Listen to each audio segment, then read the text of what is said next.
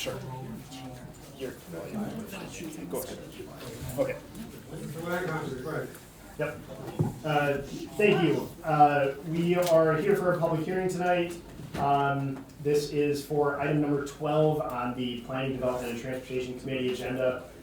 This is for a wetland map amendment request for parcel D-2488, crossing at Dollar Creek, 4th edition, lot 99 in the town of Ledgeview.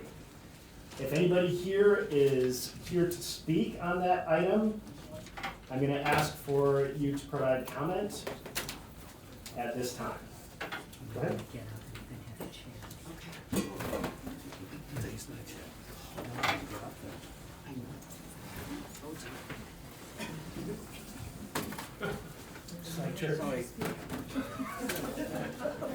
Good evening, Steve here representing the client for this parcel.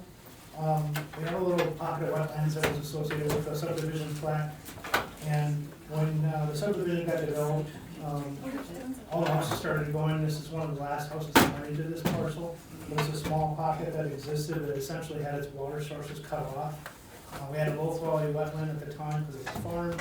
When all the roads went in and adjacent houses around it went in, they essentially dried up anyway. Since that had happened, we requested for wetland fill through the DNR, which was granted. And now part of the process is just to request that that property be rezoned or wetland and be zoned as residential property on course. So that's the long and short of it. Okay. I'll ask a second time if anybody here is needing to speak on the public hearing. I mean, for the wetland rezone? I beg your pardon? For the wetland rezone? Only if it's affecting, it's related to the data center. No. Separate item. Okay. I'll ask one more time, and is anybody here needing to speak on the wetland map amendment rezone? That's third time, hearing nobody else, we'll close the public hearing. Thank you, guys. All right, it's 5:05, we will have land conservation first, it's always first at 5 o'clock. With that, that's all the order. Approve modified agenda. Motion to approve. Second. Any discussion? All in favor, say aye. Aye. Opposed, motion carried. Item 3, approve modified minutes of May 5th, 2026. Read your packet, any questions, comments, or concerns? So moved. Second. Any discussion? All in favor, say aye. Aye. Opposed, motion carried. Comments from the public for land conservation. That's what we're all here for. Not land conservation. All right. Item 1, budget status funded for March 2026. Okay, budget status report in your packet. We're tracking pretty well according to budget. Just if you notice that there's a slight difference between revenues and expenditures. That's typical for our department this time of year. We operate on a lot of reimbursement grants, so we have to, they work quarterly or semi-annually or something like that, so we're just waiting on reimbursement for some of those grants. That's the only reason for that. Oh, I was sorry. Okay. Sounds good. Just Questions, her guys? taking her seat. Anybody? Huh? Fox Wolf Basin Project Report by Katie Woodman, Fox Wolf Watershed Alliance. Welcome. Thank you. Good evening. My name is Katie Woodrow. I'm from the Fox Wolf Watershed Alliance. Nick invited me to speak to the group today, as many of you are new to your positions on the committee, to give you some background of who Fox Wolf is and our cooperative agreement with Brown County. Fox Wolf is a local nonprofit that works in water quality in the Fox Wolf Basin. We are a local organization. We all live and work in this area. We bring funding to implement programs and projects, conduct outreach to build and sustain community support, do monitoring and reporting to monitor the work and report out those results to our local communities and elected officials, and work with businesses and folks like you to make decisions on all levels. Fox Wolf has formal cooperative partnerships with county and tribal governments in Northeast Wisconsin, and those are broken into two sections. The Winnebago Waterways area, which is Lake Winnebago and the Pool Lakes, that agreement consists of Calumet, Fond du Lac, Waushara, and Winnebago County. And Brown, Outagamie, and Oneida Nation also have their own agreement in an area we call Keepers of the Fox, or the Lower Fox Watershed area. Certainly this is the area that Brown County falls into. So just want to, as we talk through what does our work look like with Brown County, we want to just take a step back and talk about what is a watershed. Many of you perhaps learned this in your fourth grade science class, so a little of a blast from the past. But a watershed is any area of land where precipitation collects and drains. So those are lakes, rivers, or streams, any of that land that runs off into a local water body. Those boundaries are determined by elevation, topography, and really how much water, where the water goes, and how fast it is coming determines how we handle that water. So as an organization, Fox Wolf addresses all of these sources of water quality and runoff in our area. If we take a step back and look about how big we're talking about here, the Fox Wolf Basin is the largest drainage basin to Lake Michigan. So that's Lake Michigan is quite large, and we are the third largest to the Great Lakes. So all of the fresh water that sustain the Great Lakes, this drainage area on the map here in northeast Wisconsin is the third largest drainage area there. It's over 6,500 miles of land. The subwatersheds are broken into three pieces. The Wolf River, which is the farthest north piece that flows south. That includes the Wolf River, Lake Poyen, and Lake Winneconne. The Upper Fox River drains southeast and includes the Fox River, Lake Butamore, and Lake Winnebago. And then the Lower Fox River, which is the subwatershed that we are concerned with today, is the Fox River and the Lake Butamore. Brown County is outlined there in the black outline. You certainly will see in this large watershed, you are kind of the last stop as water runs off of land, is collected, and heads into the Bay of Green Bay. So when we work in an entire watershed, Brown County receives some of the benefits of that because you are a downstream area. So it's really important to realize that all of our watershed is connected, and what happens on the land outside of the county is important as well, which is why an organization like Fox Wolf works at a watershed scale. Some folks may ask, why does water quality matter? Well, it affects everyone. About 200,000 people receive drinking water from our local waters in this area. And certainly recreation is a way of life here. We boat, we fish, we kayak, we walk along the trails that run along the water and enjoying the fish and the wildlife. And there is a significant economic impact to our local waters, whether that is our world-class fisheries for walleye and sturgeon, or that is bringing folks here to work. Our local businesses recognize that there is a quality of life in our local waters and adjacent areas, and they can use that as a selling point to bring top talent to our area to live here and work. So clean water really does benefit us all. At Fox Wolf, our primary concern is sediment and phosphorus. Sediment is that soil. It muddies our waters, it reduces light, and it fills in stream lakes and bottoms. So when sediment runs off of land, it causes detriments into our water. Phosphorus is the nutrient that creates the conditions for harmful algal blooms, which reduce available oxygen and can be harmful for people and pets. Not to mention that it also is a nuisance and is unsightly and is not fragrant. So when we talk about runoff, where is it coming from? Well, it comes from all different land types, and we can bucket those into three general categories: stormwater, wastewater, and agriculture and natural background. Stormwater is the water that runs off of streets, lawns, sidewalks, driveways, roofs, all those impervious surfaces that we have in cities, villages, and townships. Wastewater is the water from municipal and industrial sewage that's treated at wastewater plants before it's discharged to local water bodies. And then there's the agricultural and natural background sector. That's water that runs off of farm fields, through stream banks, from shorelines, forests, and wetlands, etc. When we do education at Fox Wolf, we always remind people that we are all part of the challenge and we are all part of the problem. Those three sectors contribute all in different ways to our water quality issues in this area, and there is no reason for us to point fingers at one another. We can all collaboratively come together and address ways that each of us can take action to make a difference in our local water. So you may ask then, how does Fox Wolf take action? Well, we really are active in all those sectors to advance work that makes a difference. We're doing education and outreach with general folks out into our communities.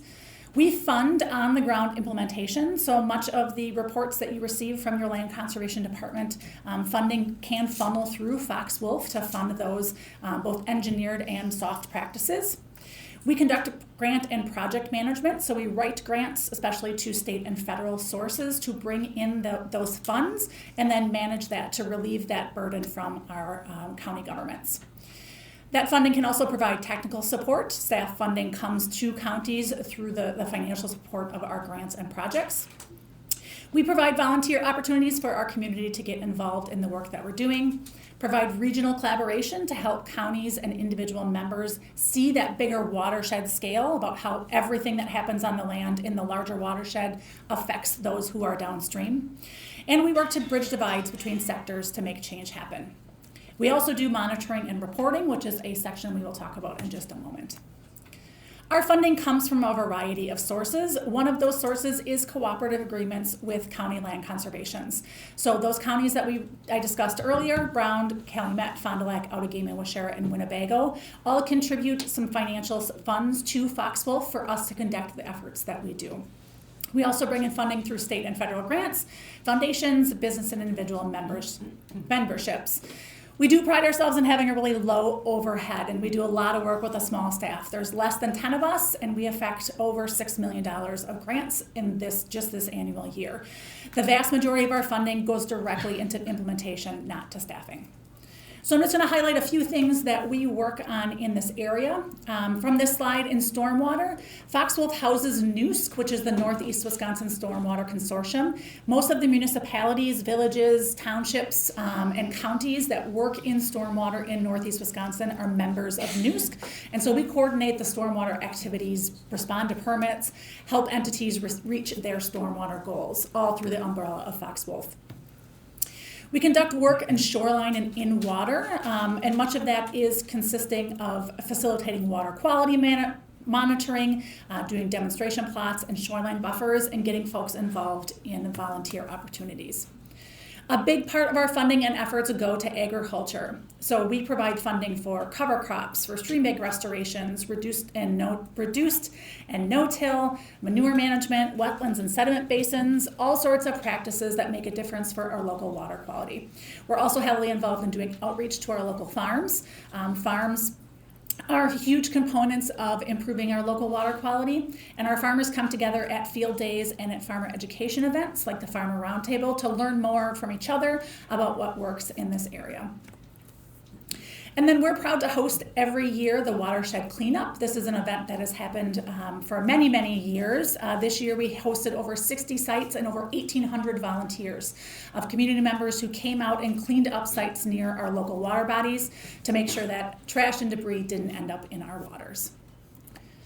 One of the things I wanted to highlight today is something that we have launched this year, which is the Impact Report. The Impact Report is an annual report on the health of the Fox Wolf watershed, focusing on the conservation action being taken in this area and the water quality response.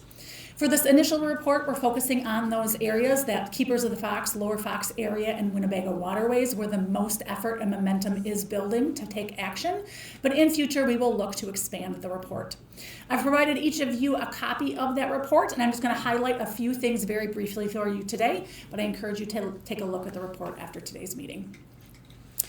As we discussed, there are different components that contribute to water quality, so we've broken the report into 4 pillars. One is clean returns wastewater.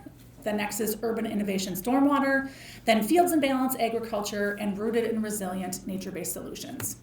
So each component of your report will give an update as to what implementation progress we have made in each of those sectors. So for pages, I can't even see, 5 and 6 are wastewater. I pulled out the little inset here of the progress that we've made in the Lower Fox River.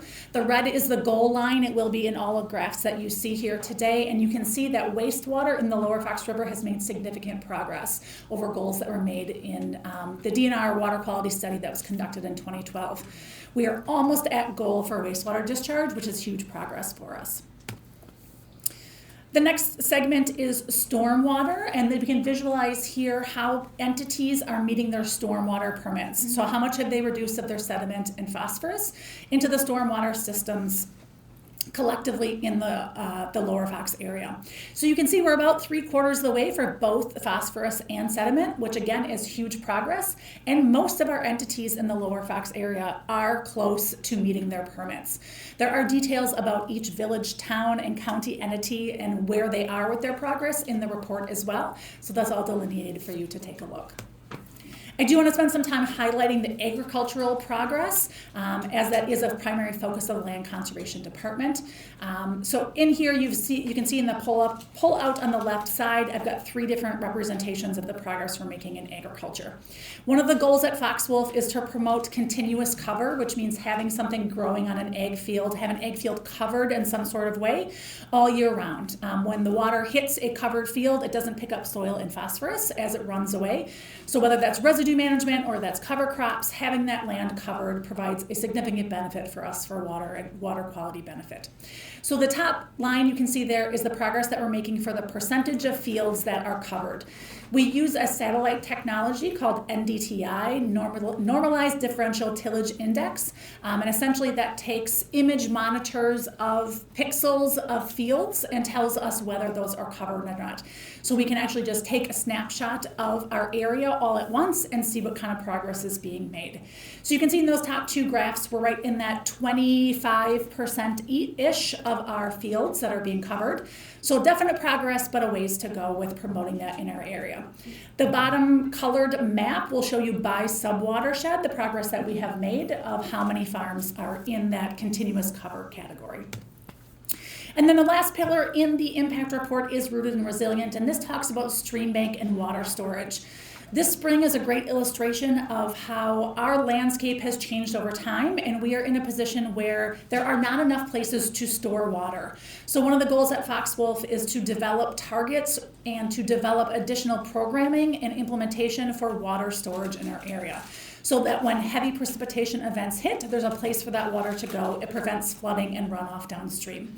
So that is a goal that is being developed at the moment, and we'll have more information on that for you next year. At the end of the report is actual water quality data, and I provide this with a caveat that it does not come with context. This water quality data is direct measurement that is housed through the DNR SWIM system and is accurate to what we're seeing in the water, but it doesn't give us the background picture of what happened on each of those years. We know that temperature, precipitation, seasonality, all of those make a difference in the water quality locally. But you can see on the left there, that top line gives us the general year-over-year averages of phosphorus in the lower Fox River as it enters into the Bay of Green Bay. So we are near the goal line. We are still exceeding that limit at this point, but we have made significant progress toward meeting phosphorus goals. This is just the first of an annual impact report. So beginning next year, we're going to be focusing on providing that context to the water quality data, developing water storage goals, and refining our understanding of DNR's interpretation of wastewater compliance. You'll note in here that only phosphorus is shown for wastewater. They also have sediment goals, and we don't have compliance numbers in there. That is something that we're working through with individual entities and DNR. Annual updates will be released at the Foxwolf Summit. This is an event we'll hold each spring to invite folks like you, community leaders, and business to learn about the impacts that are happening in their local water. So this is a very brief overview of the work of Foxwolf and how we collaborate with Brown County, but we wanted to give the introduction to our new LCD members and provide an opportunity for you to start to get to know us at Foxwolf. In future meetings, I would love to come back and talk to you about how the impact of the financial contribution of Foxwolf, the return on investment for that, of how it benefits Brown County. But in the interim, I invite you to check out our website, look at our YouTube page. We have some really great short videos that explain a lot of the concepts that I talked about today to give you some base level understanding. And then always, if you're a social media user, we encourage you to follow us on Facebook. We have a lot of good information out there. Thank you. Oh, man. A lot of talking to those sometimes. Try my best. Thank you very much. Appreciate that. Great job. Record clerk. Oops, sorry. I've got a question. Yeah. You know, looking at the phosphorus, it looks like it's spiking up versus going down. That's a big problem, especially in the lower Fox.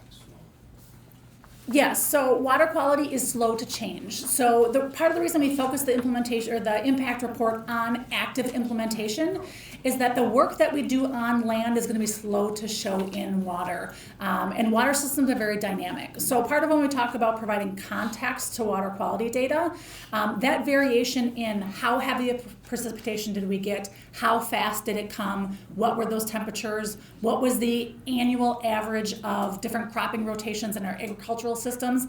All of those have an impact on our water quality results. So watching that line go up and down, without that context, it's really hard to talk about whether we're seeing a trend or not. And so we're going to work on that this year to get more of a general understanding of what the trend is that we're seeing. Phosphorus nitrates.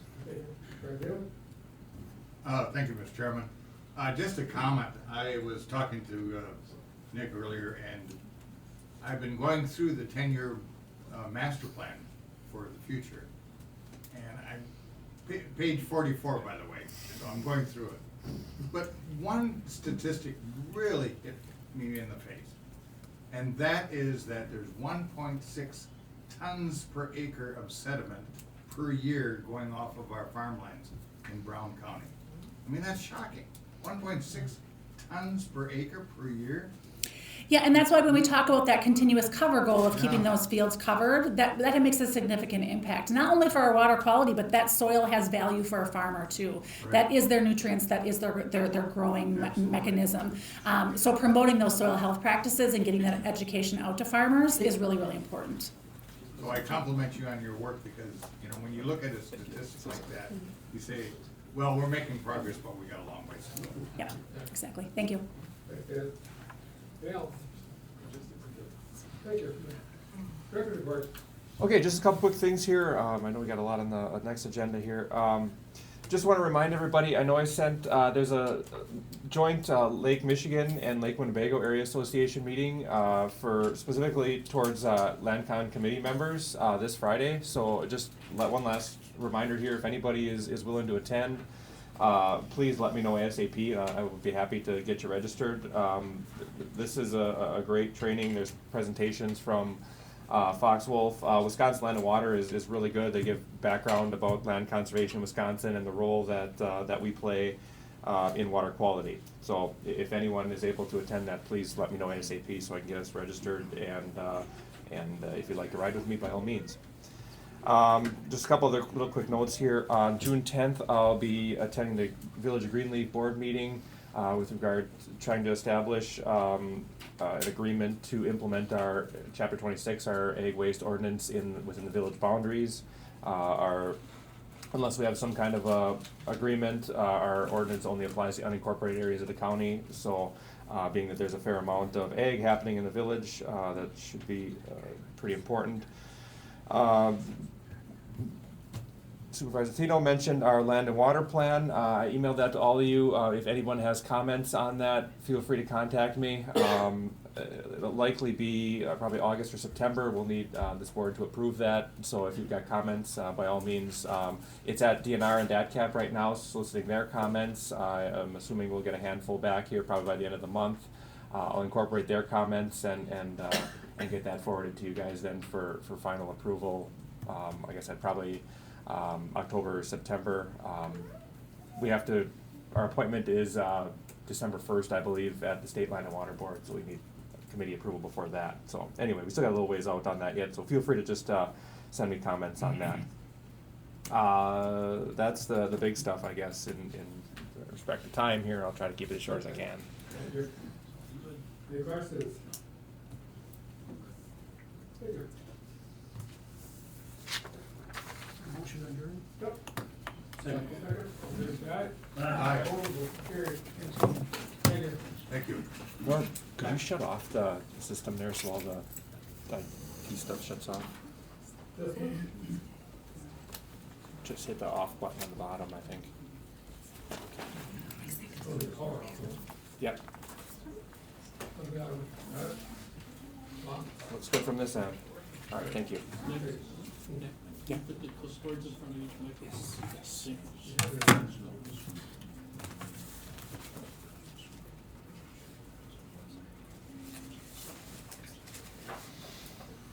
Okay.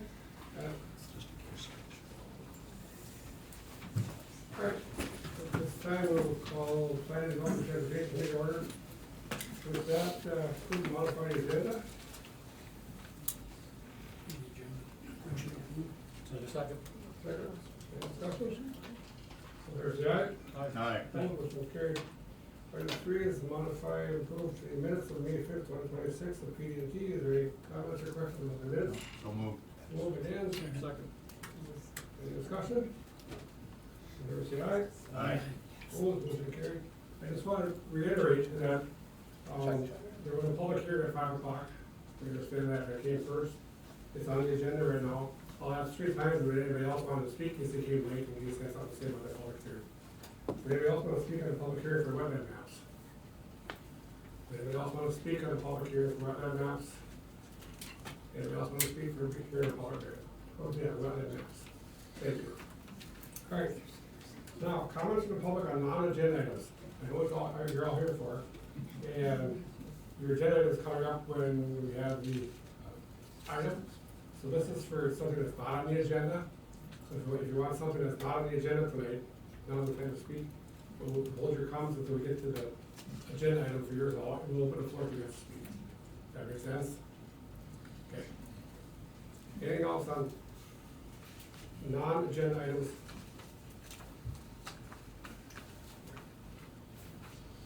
Item 1 is review minutes of Brown County Planning Commission Board Session of May 4th, 2026. Consent agenda. So moved. Second. Favor say aye. Aye. Opposed, motion carries. Director report, airport. Yeah, Marty's here. Marty. He's coming. You can stay where you want to Make take his way it. to the front.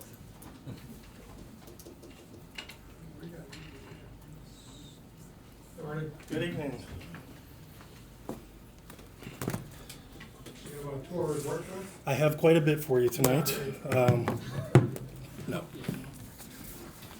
Just real quickly on the director's report, I did not have the passenger numbers when the agenda was being prepared, so I do have those here. I can pass those out Okay. real quickly, just so you have a copy of them. No.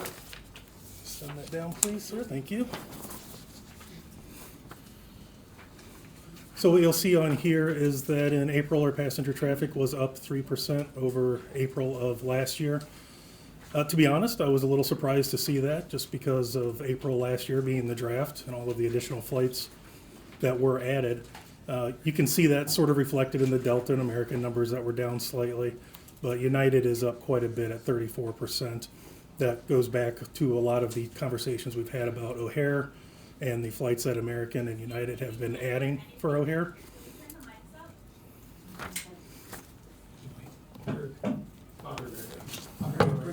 I'll get closer. We gotta get to the hall. Perfect. So in any event, United Airlines up 34%. That was a lot of the additional flights that they had added for Chicago for the spring months. In June is when the DOT requires those numbers to come down a little bit. Where we were at 8 or 9 frequencies on United, we'll be back to 6 or 7 during the summer months. So we'll kind of see that level out. So overall, the year is about flat, but seeing April up 3% was definitely good to see, and look forward to sharing the May numbers with you as soon as those are available. Other than that, the financials, you have that in front of you. There's nothing terribly significant in there. One comment I had made is that the revenues are tracking a little bit below what was initially budgeted. That's not unusual. The first quarter of the year is typically a little bit slower just because of the winter months, and we'll start to see that number catch up into the summer and fall months as additional people continue to travel.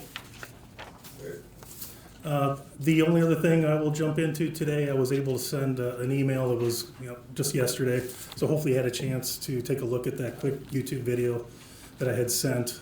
So tonight what I was going to propose is, I'll back up. A couple of months ago I had brought forward an RFP for our parking lot operations. Instead, with this arrangement or agreement with Metropolis, who formerly is SP Plus, we have a great opportunity here to improve our passenger experience, remove kind of one of those conflict points, which is always parking, whether it's coming into the lot, exiting the lot. How do you pay? Do the gate arms work? Equipment malfunctions. So what I'm proposing is that we extend our current agreement with Metropolis that has been with us for 20 plus years. They have the staff, they have the knowledge, but they will be able to install new parking lot technology that will make the process completely touchless, seamless. It transfers everything from analog, paper tickets, gate arms, to the completely digital platform. They will actually pay for the investment in the equipment. It's about a $400,000 investment and the equipment. It's all cameras, it's AI, not AI generated, but AI identification as far as the vehicles go and the license plates. People have the opportunity to sign up for the app. It's seamless. You enter the parking lot, the cameras identify the car, the license plate, assuming they have an account. If they don't have an account, it's a quick download of the app once you're in the parking lot or in the airport terminal building. You can enter your payment method, and then when you exit the parking lot, you're automatically charged and texted a receipt. What Metropolis will do for us is still maintain that human presence. So if you don't have a smartphone or you don't have the app or something's not working, you still have that opportunity to pay by cash or debit card at one of the booths. Another benefit, we do capture some revenue that we currently lose. The gates are up at nighttime hours when we don't have staff. Last flight leaves or late flights, our staff is just not, or Metropolis staff is just not at the parking lot exit, so the gates are left open. We have about 700 people a year, 700 transactions that exit the parking lot at night that are not paying. So if you imagine somebody staying for 5 days at $9 a day, that's $45 for just one transaction. So this will recover quite a bit of that revenue. As far as the terms of the new agreement, the cost does not change. Their current management fee for running the parking lot is $282,000 per year. That would stay the same. The gross revenue for the parking lot is almost $3.5 million.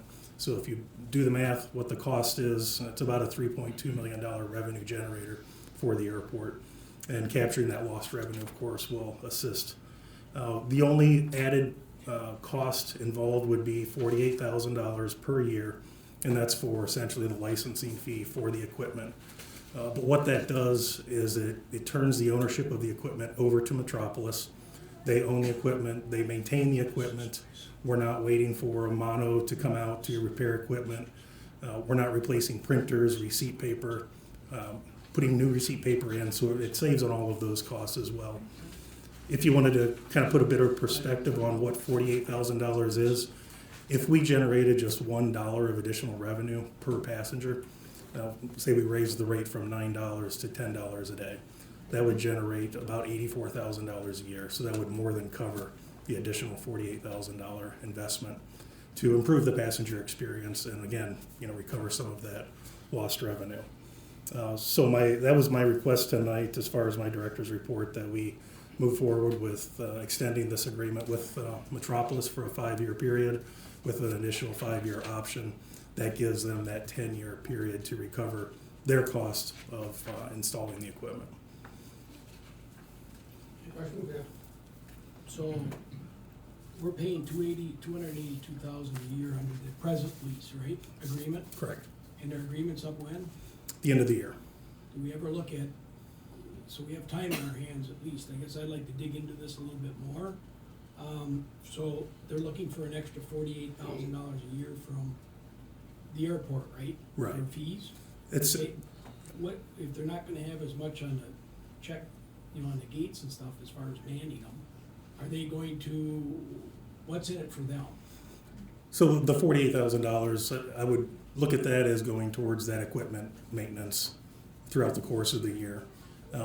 They still have their investment in the staff. The staff is still there because we'll have that option available. I guess I would propose at this time, because it just came up, the agreement isn't coming up till this next for another 5-year. I'd like to table it and maybe get some more information on it for the next meeting. We can do that. Yeah, we're under agreement with them until the end of the year, so we'll be okay. Does this Just agreement, more questions, it keeps more questions. Mhm. this agreement also cover any repairs to the actual parking lot itself, the physical land? It does not, Just the equipment? just the equipment, yes. Okay, who covers the maintenance to the lot itself? That's the airport. Okay. And if it helps, I can also have somebody from Metropolis come in, and we can have them come to the committee, whether it's July or August. And, they obviously subject matter experts, they might be able to answer some questions even better than I could. I'd like to see that. Yeah, I would. like I said, I make a motion to table. It's not agenda. It's not agenda. Yeah, I'd like to have them talk to us. Sure, that'd be great, I can do that. You bet, for more information. Mhm. Anything else? That's it. Sounds good. I'm good. You got more to do, don't you? Yep. Item 3 is facilities. Dan.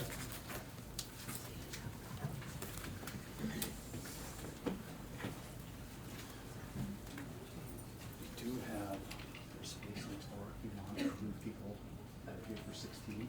It's cool if everybody in this room here and this doing that people.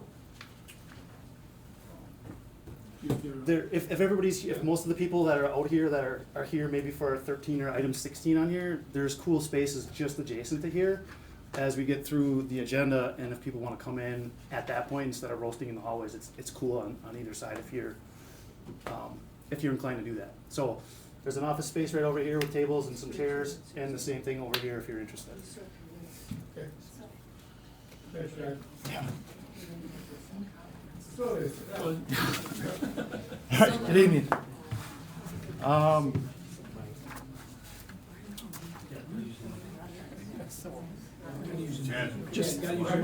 Yeah. Okay. I'll go quick in interest of, There was a request to modify the agenda to move item 16 forward.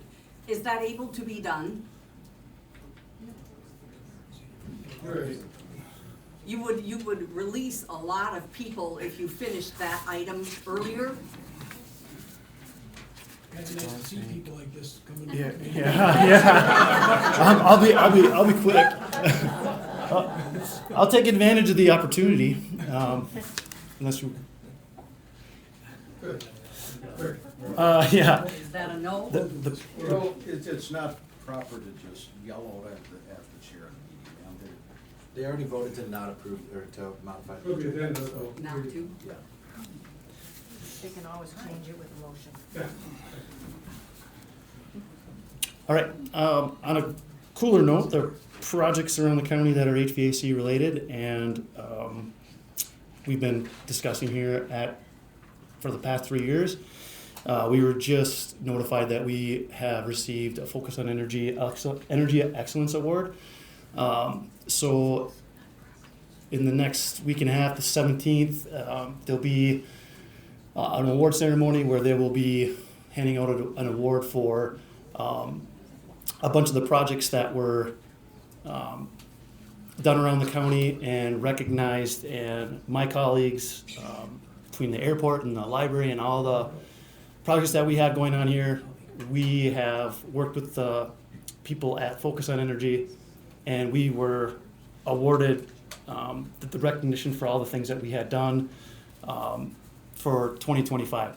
So we're excited about that. We have a great team of people. It is certainly not me. Working with the board, working with the people here, the partners that we have, the contractors that we have both locally, have come in and obviously helped us out with this. So I think the highlight from anything that I could say tonight is the fact that we have been recognized by people outside the county looking at what we're doing, and the staff and our partners have done an excellent job putting us on the radar. So we're looking forward to accept that and to recognize the people, my staff, and then all the other staffs that have been involved with that. June 17th. The projects that we have going right now, there's nothing to report here. There's nothing really of note to mention. Unless there's any questions on that, I will forego going into any of those details. Next month. Okay. And I think the numbers as far as the budget and staffing go, there's no red flags. Fully staffed, we're looking at one half-time position. Other than that, again, we're in good shape. We're excited for the news that we had and to shake the people's hands who've helped us. So. Thanks, Jeff. You do that. Mr. Chairman, Your pleasure. I'd like to make a motion to move agenda item number 16 to after item number 3. Second. Second. All in favor, say aye. Aye. Opposed, motion carries. Great. Item 16. I'm gonna preface this for, I guess, to speak for a second, I guess. You're all here very well. I know you're all here for this it's communication, but we have to let you know that I was town chairman 30 years old, before I was on the county board, small township, and Brown County does not have zoning rights over any municipality in Brown County. We don't zone for Holland, Howard, Ashwaubenon, Galloway, our country does not have that power to do that. All the townships and the villages and the cities have their own powers to do this. So wherever you're from, if you're from a township or a village or a city, if you're looking for a moratorium on these, you should be going to the Town of Rockland or village and speaking out there, have them put moratoriums on it, because we have no power here as a county to litigate or do anything. Is that right? Litigate the word I want to use? Is there? Yeah, right, so the county what he's saying is the county does not have comprehensive zoning, which is also known as. Baker? Doesn't work. Mine's not working. I'll just be real brief now and get into this more when, we're normally discussing the communication. But the county currently does not have county-wide zoning with comprehensive zoning. The county, for over 200 years, have let local municipalities make their own decisions. We haven't, the county hasn't dictated to local municipalities what they can and can't do. In order to enact a moratorium, as a county, we would need to have comprehensive or county-wide zoning that involves setting up committees. You need employees, you need procedures, appellate procedures, things like that. And again, in the history of our own county, this county has never had that type of zoning. If the county decided to enact county-wide zoning, then you could look at, can the county do a moratorium? And that part will be a later discussion.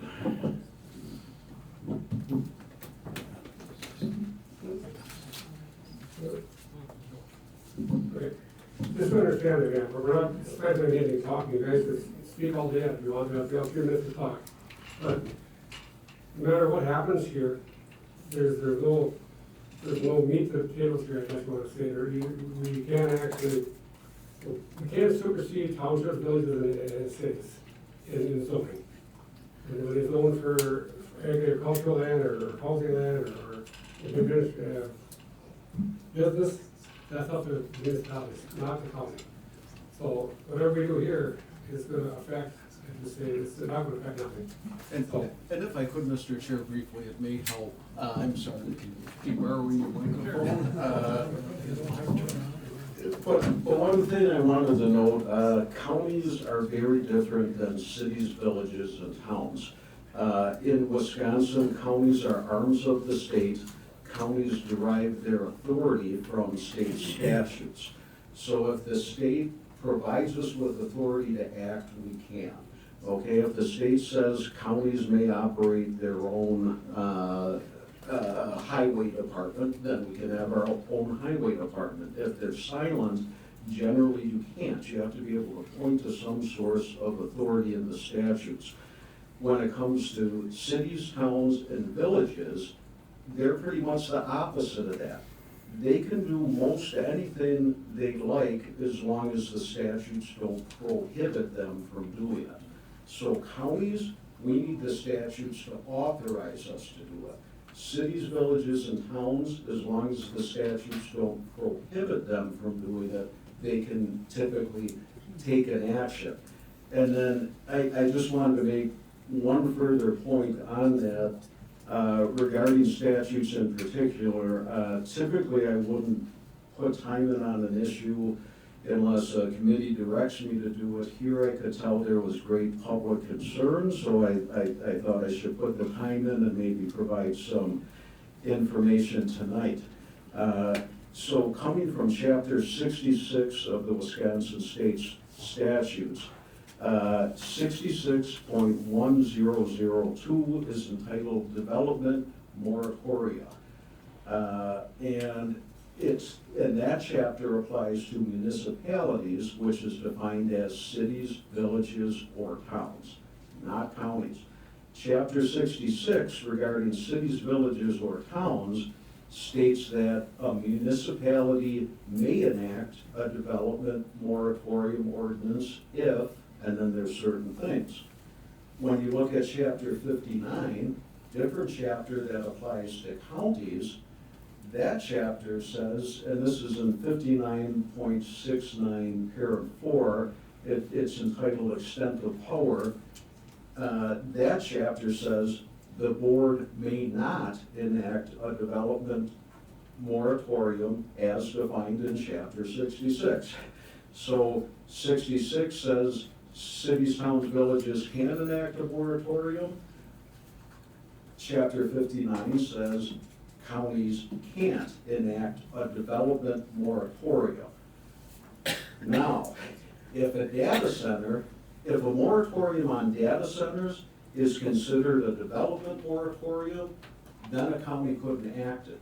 So part of what a county can and can't do depends on the definition of sorry, want to get my language correct here, of a development moratorium that is defined in chapter 66. There's not on-point case law, on-point attorney general opinions, on-point administrative codes. What we have to work with is the statutes. So to summarize, if the county were determined that it wants to do a data center moratorium, we'd have to enact comprehensive zoning, countywide zoning, and we'd have to also put some more time and effort into determining, is a data center moratorium the same as a development moratorium? A development moratorium is prohibited for a county to enact, so it would turn on that. Where we're at currently, we don't have countywide zoning. Without countywide zoning, you can't enact any moratorium. If we were to pass countywide zoning, we're still banned from enacting development moratoriums. So the question would be, is a data center moratorium a development moratorium? We're far away from that point. But I just wanted to mention those things. I've heard a lot about, we can do things for 6 months or 12 months. There are 12-month provisions with 6 months extensions that apply to cities, villages, and towns, but again, not to counties. And you often see people confuse these things. They say, well, this city enacted this ordinance, so why can't the county? But we play under different rules. Now, you'll also hear that some counties in the state have enacted it. I've heard. Is this on the agenda, what you're all saying, just to be clear? Yeah. Yes. Yes. Okay, it's going a little long. Go. We can amend the agenda, we can amend the agenda. It's good. Okay, it's good. In any event, so I was hoping, and again, usually I wouldn't look at this so early. I can tell there's great public interest. I myself, one of my degrees is in environmental sciences. I'm also interested in the issue, but my job here is to let our county board know, in my legal opinion, what I believe we can and can't do. But we're not even at that point. We don't have countywide comprehensive zoning. So I just wanted to provide that summary for people to consider as they provide comments to us. Thank you, Mr. Chair. Yeah. I have a separate question. Could we do a countywide Hang on. ban? No. We'll get to that, hang on. Yeah, not public comment yet, but the only thing I'd like to add is county near here, Manitowoc County did do an amended ordinance. But if you read the ordinance that they amended, they have 3 towns that are under county zoning. And those 3 towns have asked the county to do that. We don't have any county zoning for any towns in Brown County, so. All right, so, item 16, communications from Supervisor Welch to vote on a moratorium for all kinds of temporary calls of data centers. Moratorium would expire when proper regulations, monitoring, DNR enforcement, energy infrastructure training can be properly enforced and enacted by citizens of Pittsburgh.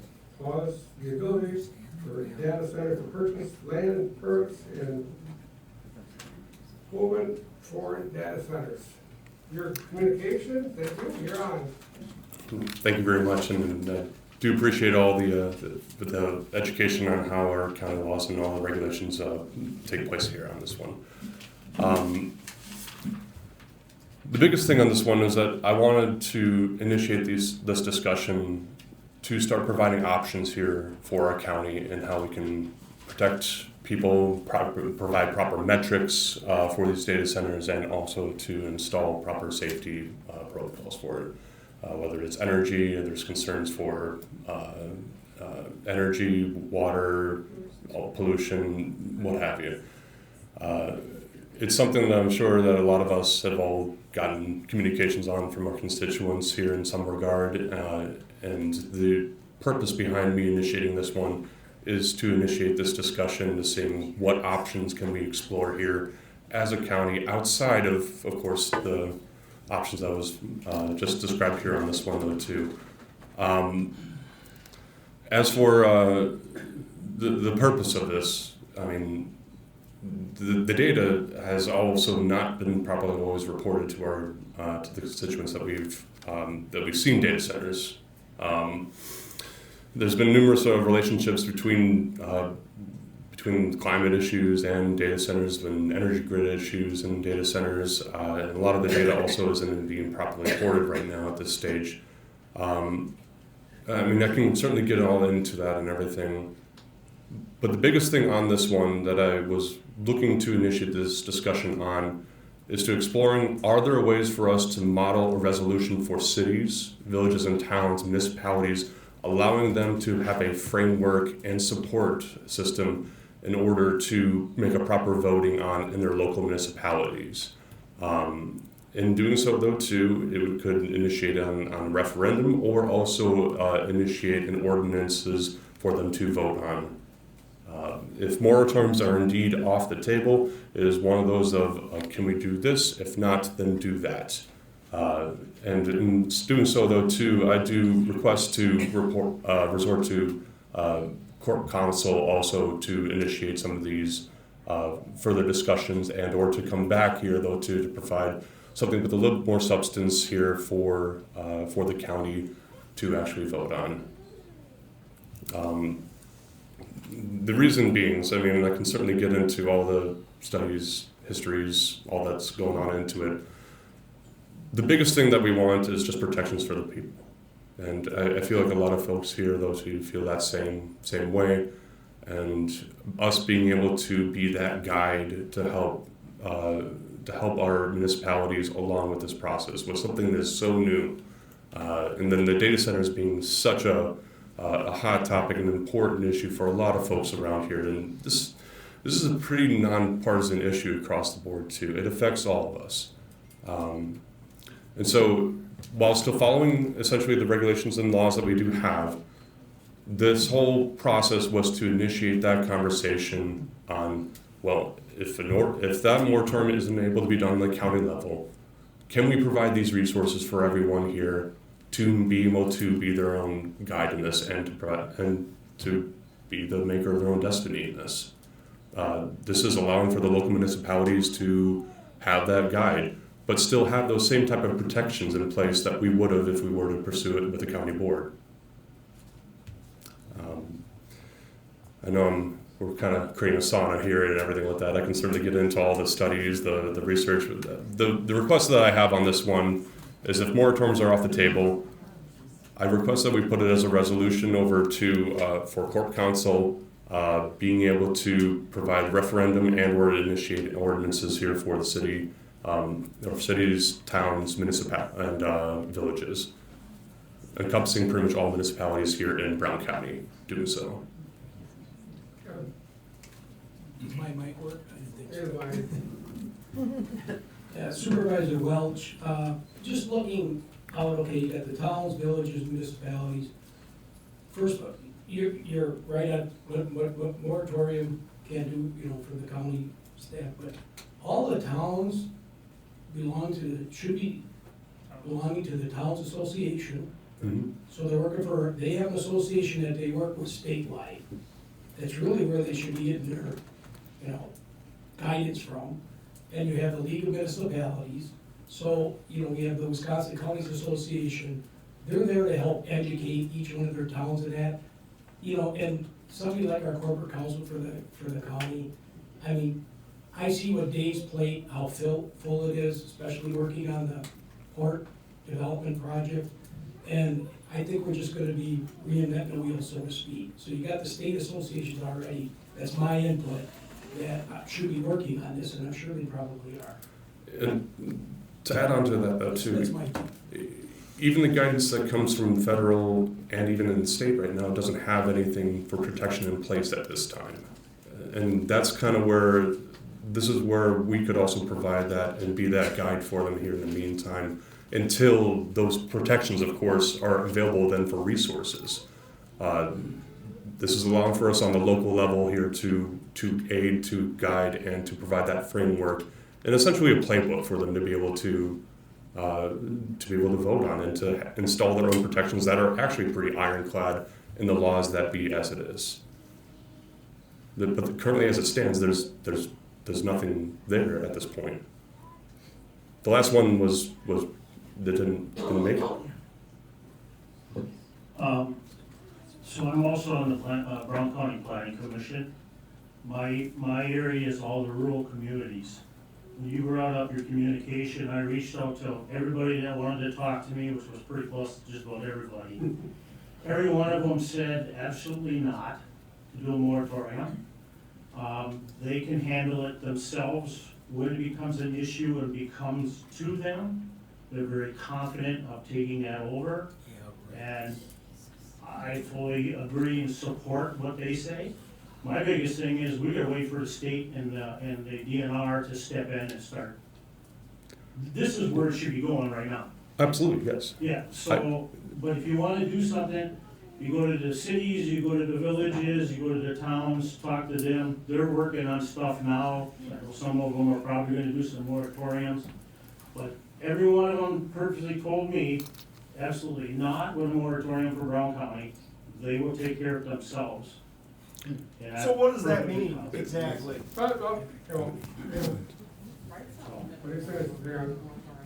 So what does that mean exactly? Because I think that we're all here to shut this fucking shit down because there's surveillance there. So you're gonna have your time to speak. We all pay electricity here, right? You want your bills to go up $400 a month? I'm a steam fitter. I weld and fabricate these the piping systems that for these facilities. And this is we need to shut this shit down.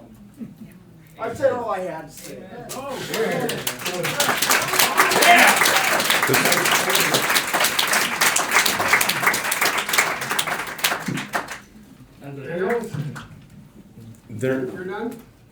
There aren't any protections really, and that is the final say in all this, and that's the whole point of even pursuing the idea of anything of a moratorium on that one. But without and no protections in place from the state at this time, how long should we be waiting here in the meantime until they reconvene next year to put forward anything of any type of protection? What we'll be protecting here in the future for buying more land here and pursuing people individually with shadow companies or other types of LLCs that have disguised allegiances. So that's kind of where, if we provide a framework here for our cities, for our towns, for our municipalities on this one, this may allow for us to put these protections pretty much ironclad and just keep that keep those protections in place until Wisconsin can certainly get into gear here. If the moratorium is not going to be allowed to be moved forward on that one, my request is that at least if we can provide that framework that gives them that power and that support and that guidance for how to navigate this such new idea here. Mr. Chairman, first of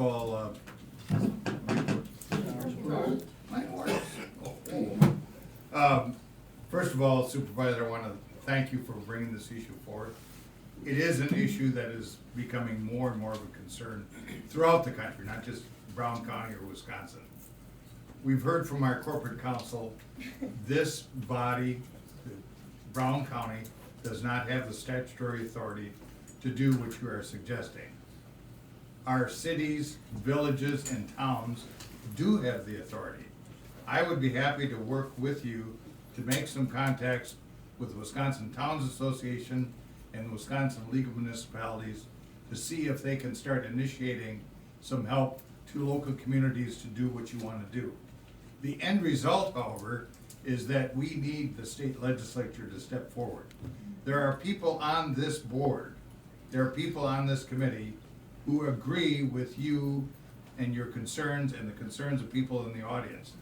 But we don't have the authority to do what you want to do. But there are entities, i.e. local municipalities, that have the authority to do that. So I'll be happy to work with you to make that happen. Yes, and that is that solution that is going to be temporarily here in the meantime.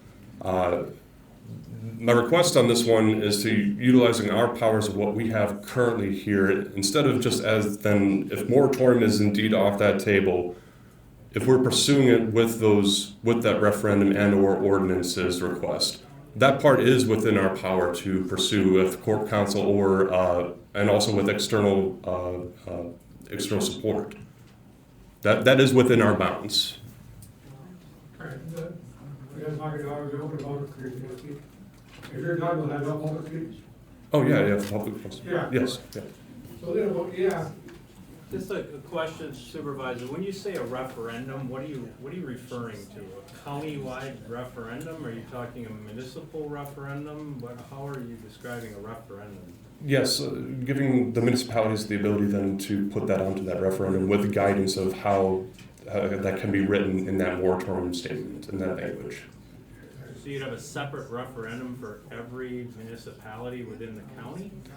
The idea here on this one is to provide that framework to be able to give them something like that to be able to vote. Because yes, municipalities have differences in terms of villages, towns, and cities. It would be something that would have to be tailored to them though too. But that's also kind of where the suggestion to kind of work with corporate counsel to generate one of those and to put those protections in place to them as a referendum and further in ordinance. I guess my suggestion would be that you might want to consider is are we getting those requests? So in other words, before we go through a large effort to put all of this stuff together, if they're not asking for it, then what's the point of going through the effort to put those guidelines and such in place to turn it over to them when they're not necessarily going to use that information? As you described, there's no guidelines from the federal government, there's no guidelines from the state, it doesn't appear we have guidelines from the DNR. Those are all the parties by which, if we were to turn this over to Corp Counsel, those are the people he's going to have to turn to find out where some of this information is. So if the DNR doesn't have a position on it, we can't create one ourselves. So there seems to be a lot of work that needs to be done by people outside of our control and or jurisdiction, the experts that are out there that need to put some of this stuff together, that we ourselves as a county are not going to be able to just simply create out of thin air or go on Google, I guess, and find this information. So,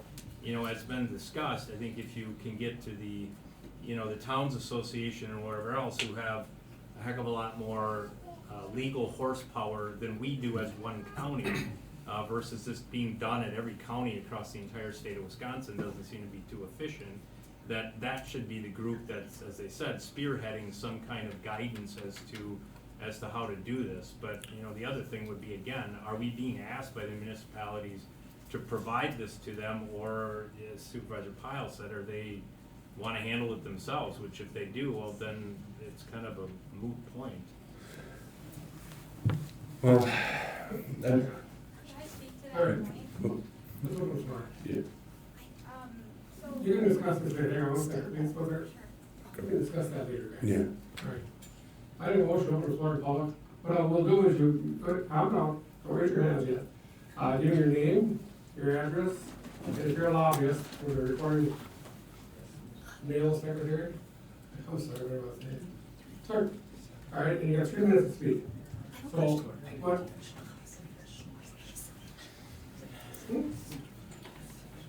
Oh. All right. All right, thank you. Supervisor, Thank you. you quick? Okay, so Yeah. if a center wanted to come in, Right, go. What? It's on. It's on. if a center wanted to come in a municipality, do they just get the permit through there, or do they get it through there and then the county as well? Nothing. What if it's two next to each other? Do we, What? like if there's like, yeah. What? If the data center spreads over multiple municipalities or Adjacent townships. municipalities. They both have jurisdiction. Yeah, they'd have to. That one, there's- And they don't need any permits from the county? No. Just do their thing? You don't have that authority. It'll be twice as hard. Okay. All right, make a motion on the floor. Instead of just. Okay. Let's go for it. Move to open the floor. Second, all fair say aye. Dan? All fair say aye. Aye. Number 3 minutes, give your name and address, and if you're a lobbyist or not. Go for it, yeah. My name's Jeanette Cannell. I live at 3003 Emmeline Court, Green Bay, Wisconsin. I would like to. Everyone start lining up. Pardon? Lobbyist? I am not a lobbyist. I agree in part with this county supervisor, I'm sorry, I don't know your name. Welch. Supervisor Welch. This county board could write a resolution to every single state and every single city and village in the state. They could also write a resolution to our representatives, our assembly reps and our senators. This is what the school board did to get the tax bill adjusted to show what vouchers we're taking out of our Green Bay schools. We had no authority to make a change to the tax bill. A resolution was written and it was sent to every municipality that sends their students to Green Bay schools. Green Bay City was the first to put that on their tax bill because the schools said it was important. What I'm saying to you as a county board committee and as board supervisors, you could write a resolution that said how you felt, that you are against data centers being pushed. It has no teeth, but boy, look at the people in this room. They were here at 4:30 waiting to speak. Yeah, there's people that don't want this, but I think there's a heck of a lot more people that do want it. Listen to your constituents, ask them. A resolution is easy. It doesn't cost you any money, it costs you time, but it shows that you care. Write a resolution, it's not a big deal. Thank you.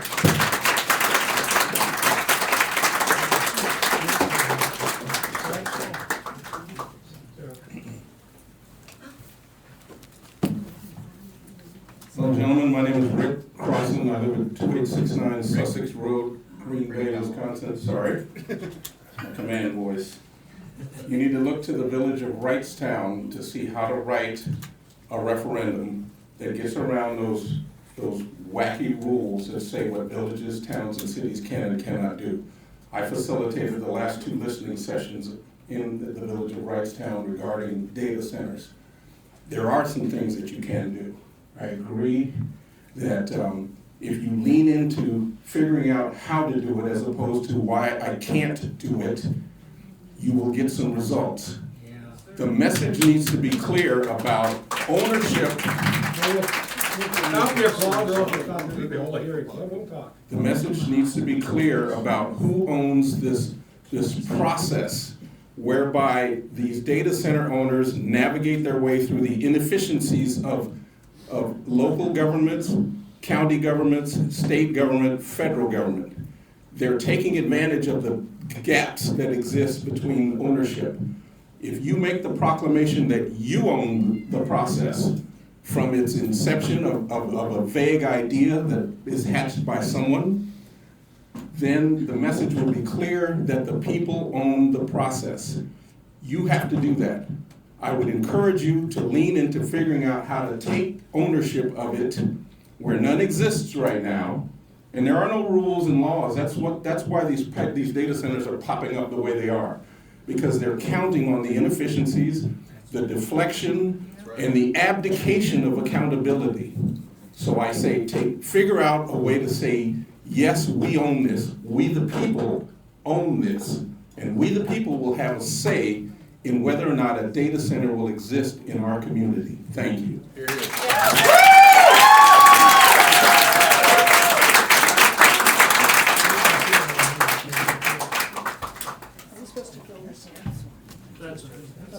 Okay, my name is Karen Flood. I live at 976 St. Charles Drive in Green Bay. I am not a lobbyist. St. Charles Drive is in Schmidt Park. And I'm sure a few of you on this committee are really sick of hearing from Schmidt Park. But I want to point out, you have been talking about zoning, and you have only been talking about zoning and what you can and cannot do in zoning, which apparently is nothing. It's okay, those are the rules. But what I have discovered is that you have control of the land. Because you gave land to an organization, you gave Brown County land to an organization with very little awareness, very little heads up. Community didn't know what was going on. It happened in December several years ago, and all of a sudden, poofo, this wonderful mission in life is going to be executed in Schmidt Park. And that's okay, we're living with it. My point is, how did that happen?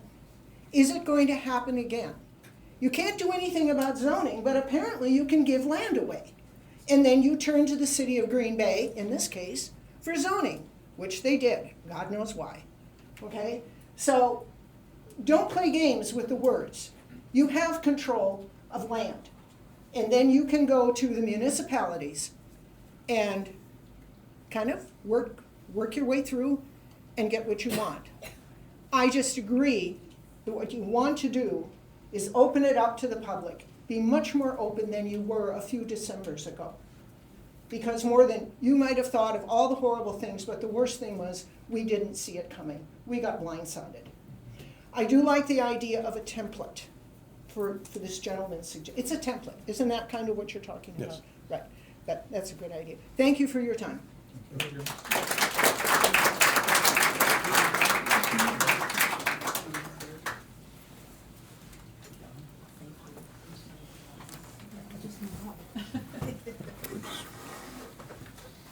Tamara Winchester, 2729 Little Edelweiss Drive. Data center developers have repeatedly demonstrated their disregard for the interests of the communities they are imposing themselves upon. If they cared about our welfare, they would include residents in government in planning and development decisions. They would not pressure landowners to sell their land and rush to build data centers before anyone can object. They would choose the least obtrusive means of creating data centers. That would mean investing in solar panels and wind turbines, renewable resources. The Great Lakes are the greatest source of fresh water in the world. We are a magnet for data center development. Let's set a precedent for responsible development that is controlled by the communities that are affected by them. You have to figure out a way to make this a statewide thing. Before a data center is built, we must prepare rigorous regulation. I'm going to read some of the highlights of ordinances that would be helpful to us. Regarding location, data center buildings and exterior equipment must be set back at least 300 feet from the property line and 850 feet from an occupied residence. Regarding electricity usage, public electrical utilities must provide a letter that certifies that the grid has the capacity to meet the facility's demands. The developer must specify gallons of water per day from the public water line and third-party sources, and they must demonstrate good faith effort to use solar and wind power and submit for approval a detailed justification for not using a renewable resource. Regarding water usage, developers must submit a water feasibility study that proves that anticipated water supply yield is adequate for the project. Proposed water withdrawals and discharges will not endanger or adversely affect the quantity or quality of groundwater supplies or surface, I can't read that, in the county. Regarding noise abatement, sound producing rooftop equipment must be fully screened from view, and screening placed on the roof is shielded to the direction of emitted sounds. Regarding light abatement, illumination is restricted to the lot being used. Used for the facility. It's going to be shorter than that because I lost my place.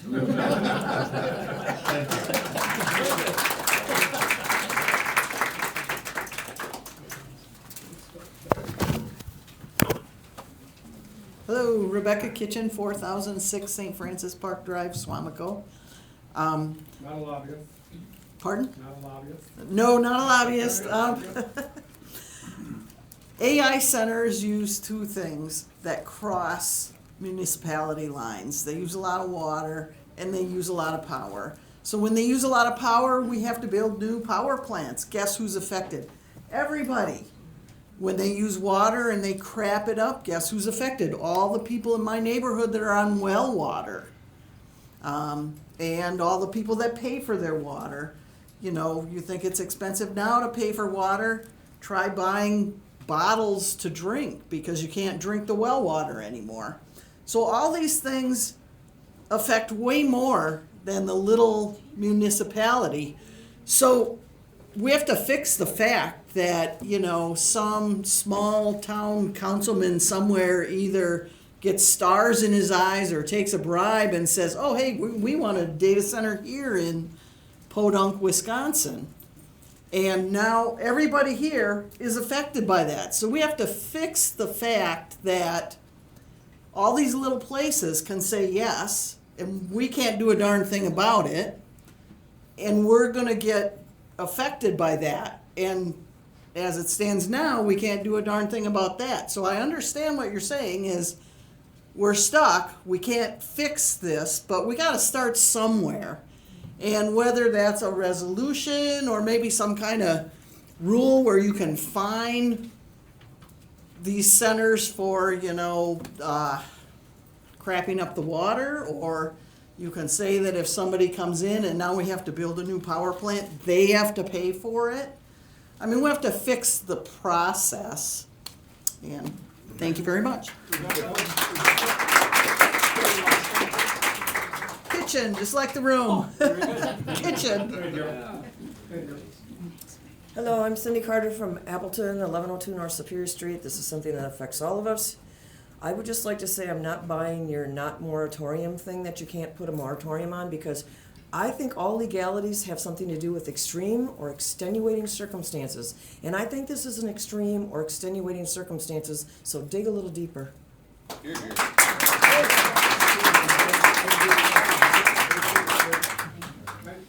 Hi, I'm Elisa Swifka, 1793 Grant Street, Depew. So Charlie Burns would say, looking at this crowd, cripes. In fact, he's the reason I started learning about data centers, hearing what he had to say with humor, and doing my research. And I love Northeast Wisconsin. I moved here when I was 12 years old. This is my home. I love the natural resources. I love being outdoors. I love fresh water. All the things that make Wisconsin great. So I just wrote some concerns about data centers. I couldn't find one good thing unless you own one. They have a lot of non-disclosure agreements. There's a very little transparency. The most transparent thing I heard listening to Wrightstown Cloverleaf representative speak was that they weren't looking to listen to the people. They were looking for board members that were willing to work with them. Right. That to me says, who can they buy out? Yes. So some facts. U.S. now has 5,427 data centers, the largest market in the world. Each data center uses between 2 to 5 million gallons of water every day, placing an unprecedented strain on the nation's water supply and power grid. Brownouts, blackouts, data centers currently aren't required to ride through minor grid disturbances, such as a lightning strike or a line fault. When huge amounts of load drops off at once, it stresses the grid infrastructure, like transformers and generators. Why do we allow this? Why do they come to Wisconsin? Our Wisconsin gave data centers huge tax breaks, enormous tax breaks. And they're vampires to our land. Nothing returned and nothing given back that isn't contaminated. In regards to the energy usage, current rate designs cannot fully protect households from the bill impacts of the grid expansion, driven by data center growth. Utility companies need to recover costs across all customer classes through regulated rates. If life isn't hard enough now, it's going to be a nightmare if you have a data center come into your area.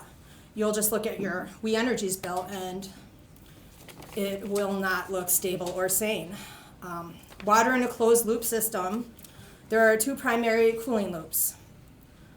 And this is just information on clover leaves. A chilled water loop between the data centers and the chillers, a condensed water loop between the chillers and the dry coolers. Both loops contain liquid coolant, a mixture of water, glycol, which is antifreeze, and chemical treatment additives, biocides, pH adjusters, and corrosion inhibitors. So it's basically the destruction of our water. How can they do that to the water and then say it's coming back clean? Residents living within a half a mile of new AI data centers also report dizziness, nausea, vertigo, sleep disruption from sounds they can't hear. It's called infrasound. Frequencies below 20 hertz sit beneath the floor of human hearing, but not beneath human physiology. So basically, it's like feeling motion sickness all the time. Anyway, long story short, we do not want data centers. Everyone here is showing that. And at very least, we're asking you, we're here right now because... Could I have your name again? Elisa Swifka. We're here because you are the leaders in our county. SWIFKA. So there's not one benefit to our community. It's a blight on our community. Polluted water with PFAS are forever chemicals, higher energy bills, polluted air, blackouts, brownouts, loss of income to the area for hunting, fishing, destroyed natural resources, ugliness of a data center, no real economic benefit to anyone. And I never thought in my life I would have to fight something like this. I think you all love this area, so I'm just hoping you'll fight for it too. Thank you.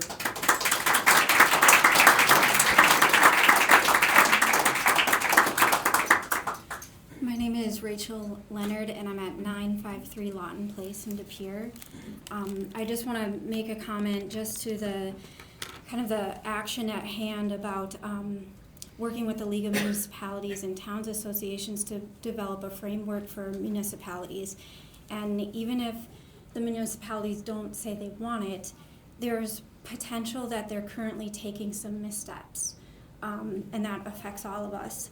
So I'm going to give 2 examples, and they're outside of our county, but they're still examples of what municipalities could do here.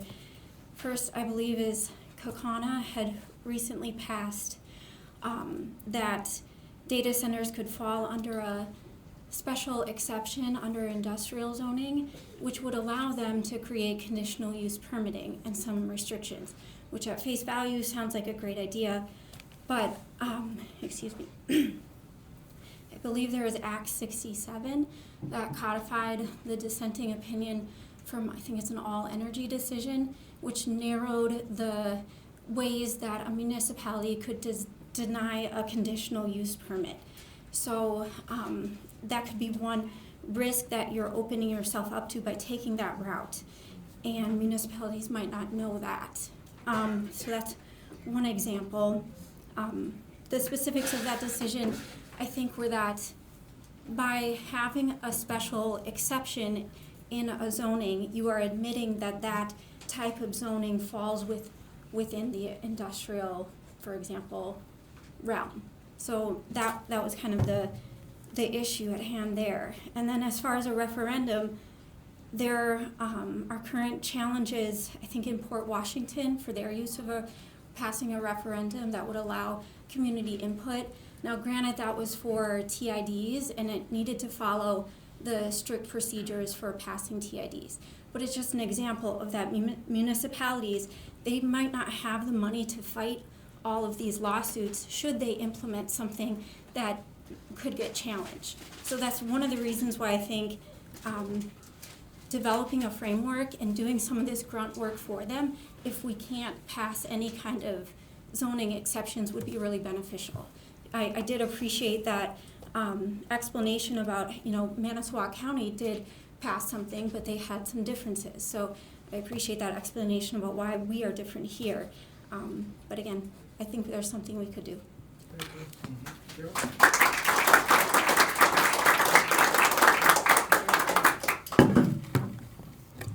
Hello, my name is Alicia Brooks. I live at 811 North Locust Street, Green Bay, Wisconsin. I am not a lobbyist.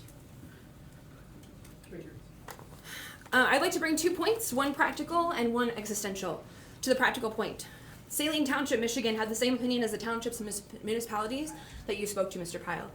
They said no to a data center, and within weeks, that data center came back to them with a lawsuit. They could not fight that lawsuit. These are companies that have seemingly endless resources, and that biggest resource is money. Those townships have no ability to fight back. We as a county would be stressed to fight back, even as a state. To the existential, climate change is not a fad. It is not a science problem. It is here, and it is killing. Just this week, there are hundreds dead in India from sustained temps of over 110 degrees Fahrenheit. New Orleans is currently being investigated for habitability within the next decade. If you want to visit, you got a decade. There's no one coming to save us. The state has been derelict in their duties at best, but we know they have functionally abandoned their constituents. Please stop telling us what we can't do and start pushing for what we can.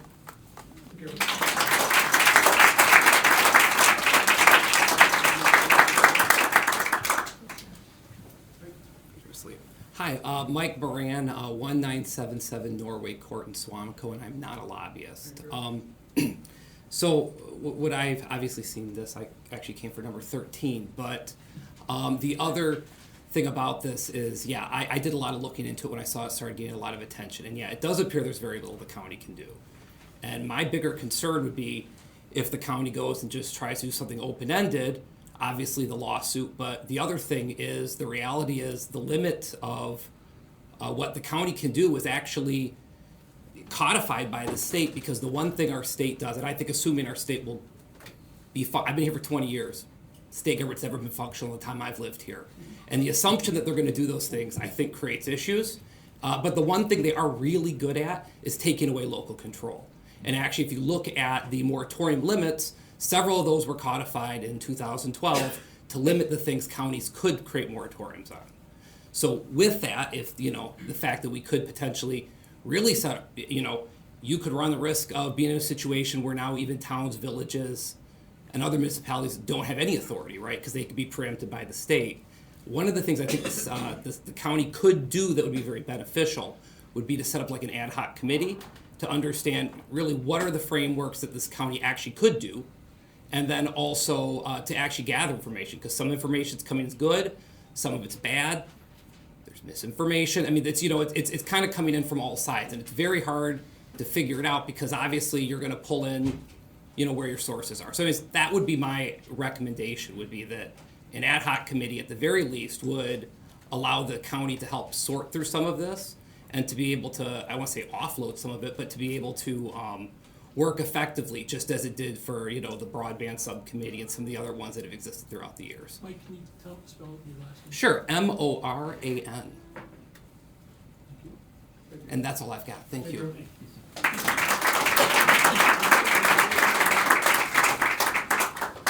Hi, Emma Embers, 1524 Gatewood Street, not a lobbyist.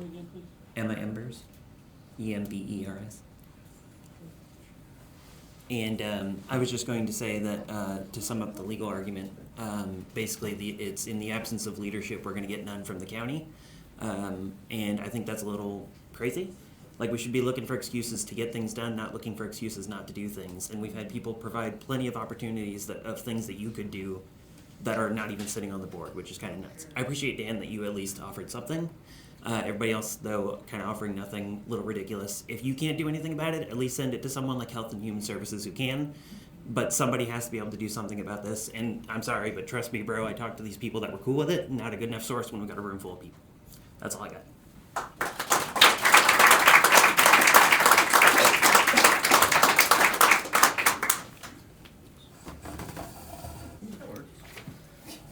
Thank you. Thank you. Hello, gentlemen. Thank you for your time today with all of us. My name is Katrina DeVille. I live at 115 East College Avenue, apartment half in Appleton, Wisconsin. And I'm showing up today because I'm concerned with what's going on in this county. Thank you very much to the supervisor for bringing this referendum idea and this framework here for us to take a look at. I think we have a precedent in our current government and time where we can try to look at doing things differently because we have a state legislature who has been locked, like the previous gentleman said, for 20 years. They've refused to do things with our Democratic governors, so they've held funds back from these communities, and now these communities have gone in bed with these AI data companies because they've been hobbled by the state legislature, so they have no funding to do all the things that they need to maintain their cities. But now we have these issues where these data centers are just coming in unmitigated without any real regulations in place. And I've lived in Wisconsin my entire life. And I've driven around over the last 2-3 weeks, everywhere. Outside of this district, inside this district, I've been to Beaver Dam, and I've seen that data center with my eyes. It breaks the heart what they're doing to the environment. When I see videos of people that live right next to it, and they show a stream next to their house that has flowed clear water for the 60 years she's been here, and now some days it's dry, and some days it flows milky white. What's actually going on there? They're dynamiting Beaver Dam right now. I behoove you gentlemen to please care about this community enough to try and look for a way to come together with all these townships and have some sort of universal say over this, because these things don't just affect each little town, they go into the other municipalities too. And I know all of you gentlemen love this state as much as I do, so please do what you can to try and help the community. People are here because they love Wisconsin and they love Brown County. Don't be mistaken about that. These folks here, they want to see this community succeed, and so do I. So I hope that I've been a voice of awakening for you today. Thank you.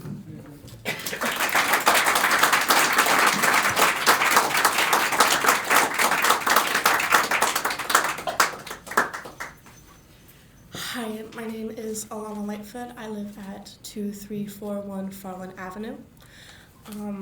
And I'm here today to discuss the data center. According to Thank you.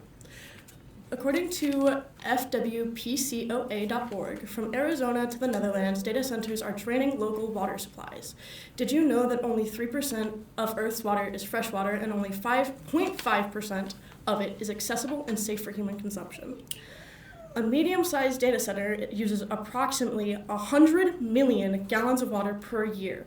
When doing the math, which is 100 million divided by 365, it equals out to over 270 million gallons per day.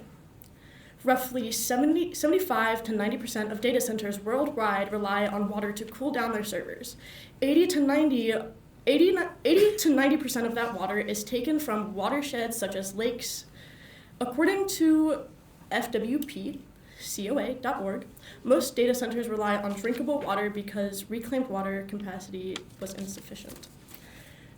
I urge you to reconsider putting a data center here. Thank you for your time. Thank you.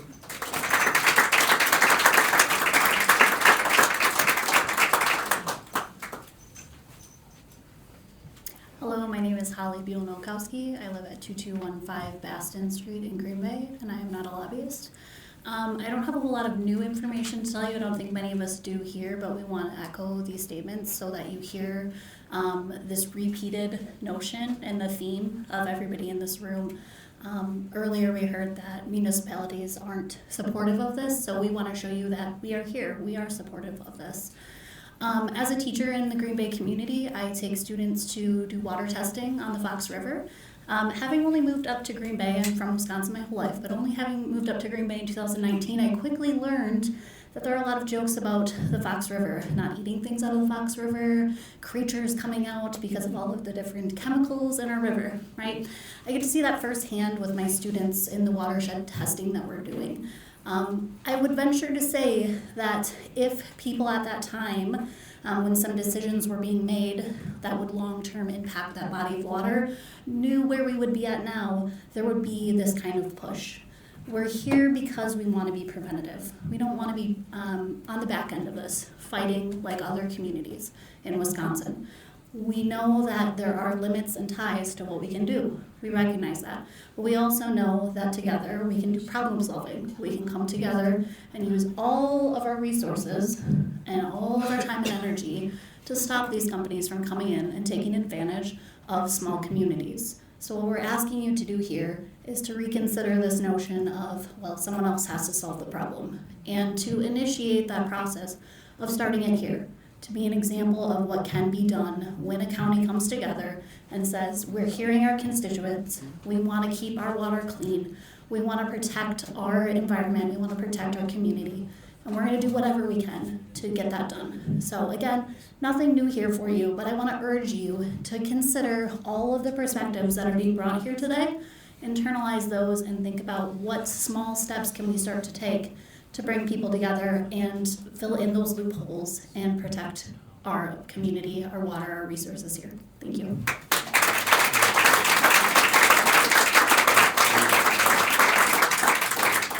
My name is Stephanie Uphoff. I live at 1877 St. Agnes Drive in Green Bay, and I am not a lobbyist. First and foremost, I want to thank you all. This is a really daunting task to sit here and Louder, please. This is a very daunting task to sit here and listen to all of these constituents talk about their concerns. But one common thread that I'm hearing, and the reason why I'm here, is fear. We are terrified because once you lose clean water as a resource, you don't get it back. And so that's why I think a lot of us are fighting. There was a gentleman that spoke at the top of the comments who was a veteran who said part of how these companies get their foot in the door is because we don't have our act together, we don't have a plan. And so I also want to encourage you to think outside the box. There's always a loophole. What is it? What is Brown County's loophole to make sure that they can't weasel their way in to protect us? So sit down over an old-fashioned with Barron's brandy and get together and figure it out. Ask your, go out into the communities and maybe start some think tanks. People have great ideas for how to do this. We can do research. I'm an executive assistant chief of staff. I'm happy to be a secretary for you. So, utilize us, but know we want to work together. The division isn't going to get us anywhere. We all want the same thing. I want my granddaughter to be able to go swimming up in Dork County. I want her to come to my home and not have to say, don't drink that water, don't brush your teeth. So thank you for your time, and thank you for what you do every day to protect us. And thank you for moving forward the watershed project. Maybe there's something there. Maybe that's a loophole. So I just encourage you, keep looking, keep digging, don't give up. Thank you.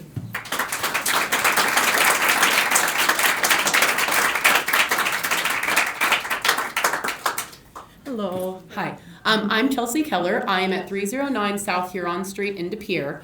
I echo a lot of what people are thinking about with the electricity and the water, but one of my main concerns is the end users of these data centers and the string of companies that come forward. Because, so Cloverleaf Infrastructure is who's going into Wrightstown trying to build a hyperscale data center, and nobody in Wrightstown wants it, none of the residents anyway, and they are not registered or licensed in Wisconsin, which violates Wisconsin's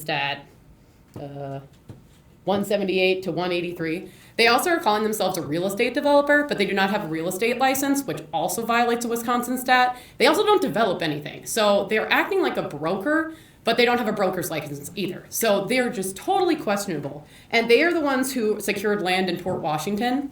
And the end users in Port Washington are OpenAI and Oracle. And somebody mentioned Saline, Michigan. Those are the people in Saline, Michigan, are Oracle and OpenAI that sued the township after they said they didn't want it anymore. So my main concern is to try and get as much protection over everybody as possible, because I know our state legislators are out of office right now. So it's like, it's kind of up to you guys and then the local municipalities, but they are targeting, these big companies are targeting the local municipalities, as someone said, because they're small and they don't have protections like this. So that's my main concern. The end users, the string of companies that come in there, and then the lawful ways that they're acting. Cloverleaf also made false statements too, which violates Wisconsin 100.18. So, and like they lied about water usage and they lied about electricity usage. I know somebody, I think Ms. Swifka said something about your electricity users cannot be isolated from the results. That's straight out of the DNR environmental impact analysis for Port Washington. They wrote right in there that they can't isolate the effects on the customers' bills. And they told the Port Washington that they would, that their bills won't be affected at all, it's gonna be fine, they're gonna pay for everything, but that's not the case. And it's obvious because it's in their DNR environmental impact statement, they knew that. So they did the same thing with water too. So I think that's all I'm going to say, but we've just got to be careful with these end users. They have way more money than any of our little townships, and we just need as much protection as we possibly can. So, and thank you for everything you do. I know you're doing this because you care, right? So, thank you.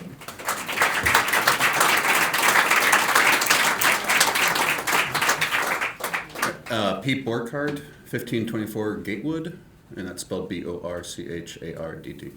I just want to come at this with a little bit different. I wasn't planning on speaking, so this is a little bit off the cuff. But I know you guys all just got elected in here. We have this awesome turnout that you guys are probably not used to. I know when I've came to a meeting, there was maybe 1/100th of the people here.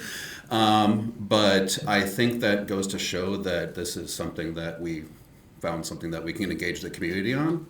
And I want you guys to use this as an opportunity to show up for your constituents, for your voters. Because clearly, this is an issue that we have. I know you said that zoning is the #1 step, right?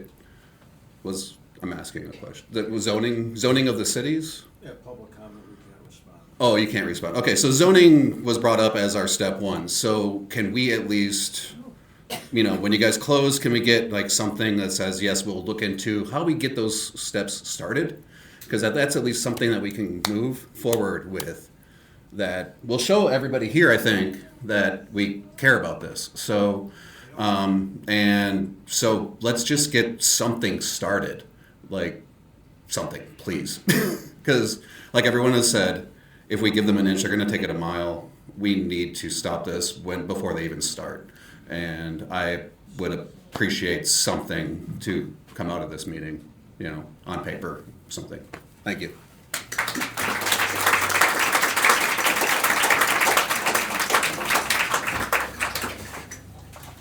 Jacob Toll, Toll. I'm at 2686 Violet Lane in Ashwaubenon. So unfortunately, this was not the committee this should have been sent to, and that's unfortunate for the committee here. It should have been sent to a Health and Human Service or someone else. It was always doomed to fail at this hearing because of the zoning thing. Supervisor Dantina spoke to me previously at other meetings saying they can't do anything about zoning. I think they knew this all along and they purposefully sent it here for it to die. We need to make sure that we as a people come together, continue to push this, try and get this sent to a different committee where they can actually do something that's actionable, because they're going to hide behind this. And it takes strength and courage to do something that's scary to do. I understand that, but right now we need strength and courage. Thank you.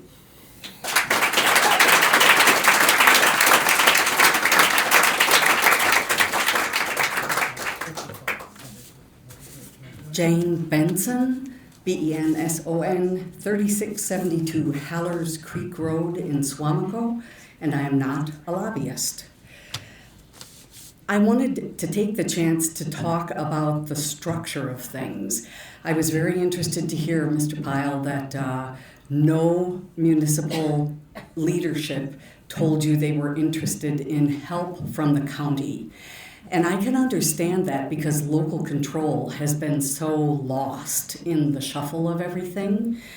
But at the same time, there are these factions happening, and the process is broken apart, making it extraordinarily difficult for municipalities to defend themselves and educate their people about data centers.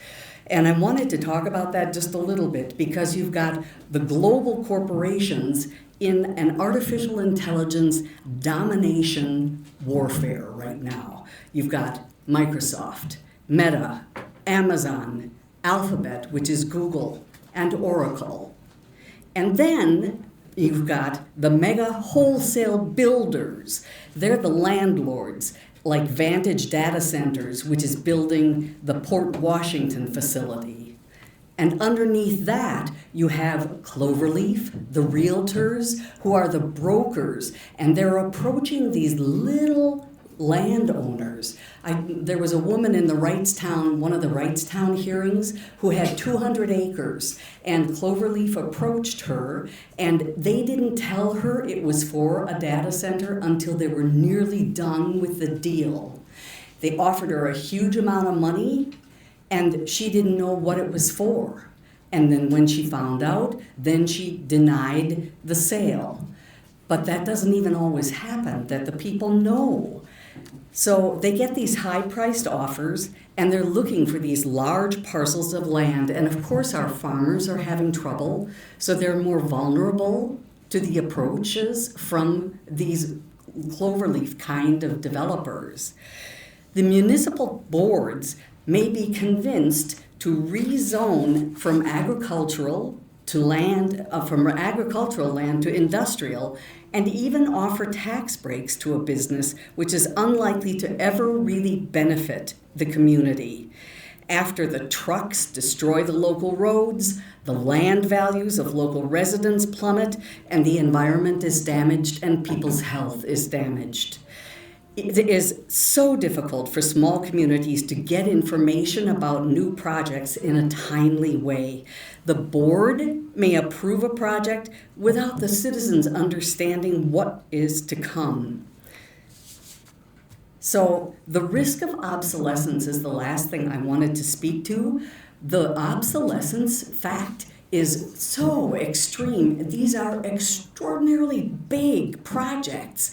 And when you have companies like Microsoft and these huge companies who are doing these developments, 5 years go by, they say, okay, wow, we've really learned a lot. We're going to change how we're doing it, and we're going to develop a different project, and we're going to not use the existing one. What happens to those facilities? They become albatrosses and dinosaurs for these little bitty communities. And I'm thinking specifically like Pittsfield, where Howard is thinking of annexing more and more land from itty bitty Pittsfield. And they have hundreds of acres of farmland. So yes, I'll stop, but they're very vulnerable. Thank you.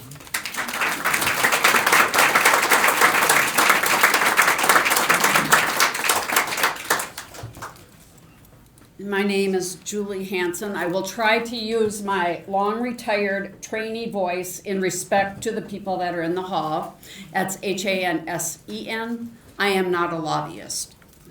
I'm going to go at this from a little bit different angle because I did hear all of the why we can't do this. I'm addressing the transportation component to stay within the authority of this committee. I was happy to listen to the impact report from the Watershed Alliance. They certainly will be involved in the data center topic. I also support the help being extended to local municipalities, Mr. Welch. That is incredible. They do not have the resources to tackle this themselves. I'm asking for an ordinance, a resolution, development of a moratorium, or any type of action that you can find codified eligibility to move forward. And I don't mean move forward in 3 months. I mean this subject is of the essence. This must be done now. There's an existing. I'm asking also for the ordinance, resolution, develop moratorium, or any action that it has on any and all data center land purchases, permits, development, or any related activity in Brown County. You have to make it all encompassing. There is no existing long-range transportation plan that addresses the impact of transportation from these centers. The resolution should include and address a need for a full and complete plan. In regards to planning, this resolution ordinance should also address the planning component in all the Regional Planning Commission reports, as regulated by federal law, before any development is allowed to proceed. And in regards to development, the Regional Planning Commission must address the topic of data center development in their plans. As of today, this component is not a part of their development plans. It has not been researched, it has not been addressed, it has not been applied. An ordinance or whatever we find that we can enact will allow time for that plan development. Again, that is under planning, that is under your jurisdiction.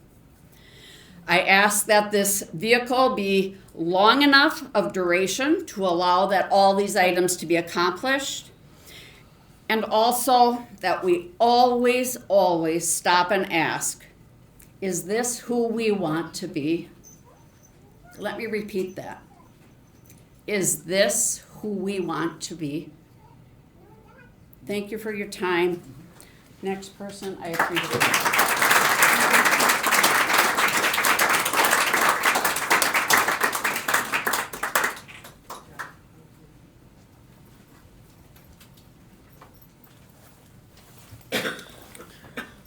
My name is Douglas Rabideau. I live at 300 West St. Joseph Street in Alloway.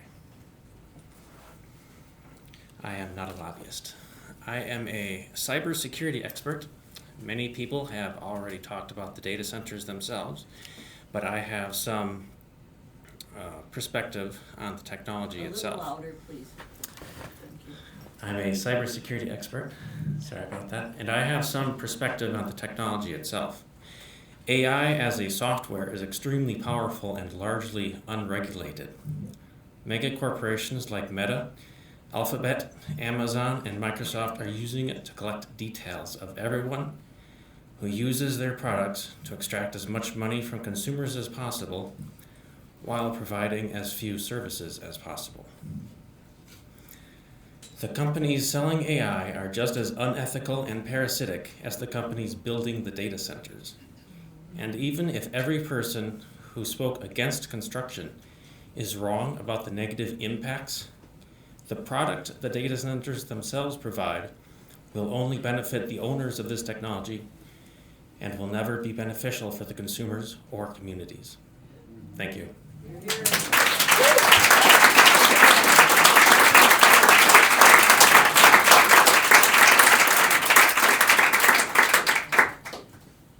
Anybody else? Anybody else want to speak?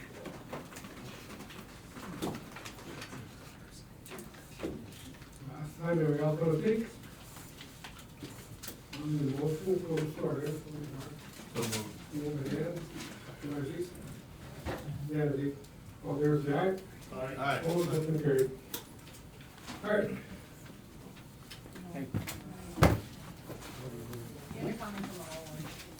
Yeah.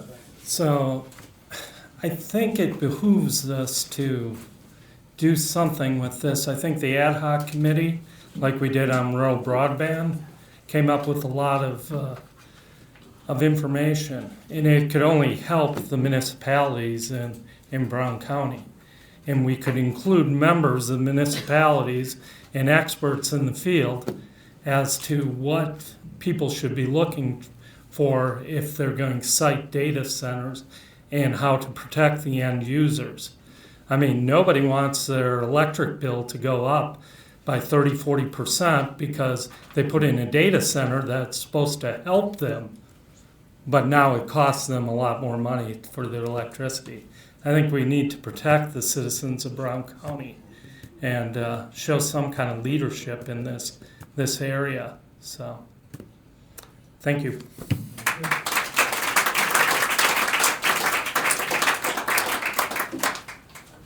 Anybody? Yeah, where's the next? All right, this isn't in support of data centers. I just want to point out a fact. And so I think to Supervisor Lund's point and a couple of people that talked about having an ad hoc committee and bringing everyone together, I think it's important to bring everyone together, and maybe ultimately you say no, but I also think it's bringing everyone together, and as one of the speakers talked about was sort of the list of requirements that you would give a data center if one would be located, and how do you structure it so that it's not a detriment to the community and society and so forth. You know, a lot of people came up tonight with a phone. I just want to say, every time you perform a Google search, watch a YouTube video, send a Gmail message, or use Google Cloud, you're utilizing Google's massive global network of Google data centers. Google operates 130 large-scale campuses worldwide. These facilities house the servers that power the digital services you rely on every day, functioning essentially as supercomputers. That's not a justification necessarily to put a data center in Brown County, but we all use this technology every day of the week, and it's coming from somewhere. So you don't want it in your backyard, but then nobody wants it in their backyard. So you can put a so if you don't want a data center, then, you know, technology-wise, then part of it is don't use your phone, because that's the reason why this exists. So, you know, I didn't sit and scream at you when you were talking, so I guess I would like the same respect.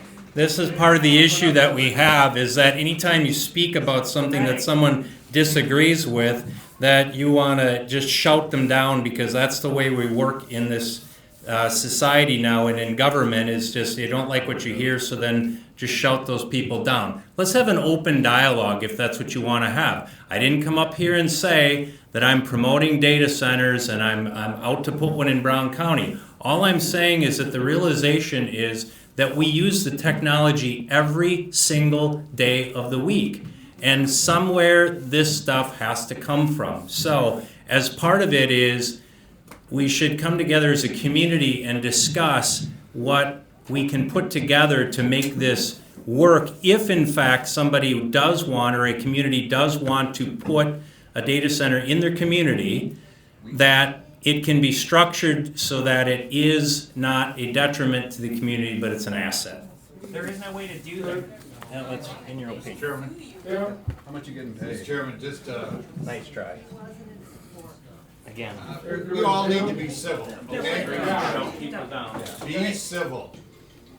I'm so tired of people not being civil in our discourse of political issues. We need to respect each other and respect that we have differences of They're opinion. literally killing us. Now, wait a second, there's an example. I served 4 terms in the Wisconsin State Senate from northwestern Wisconsin.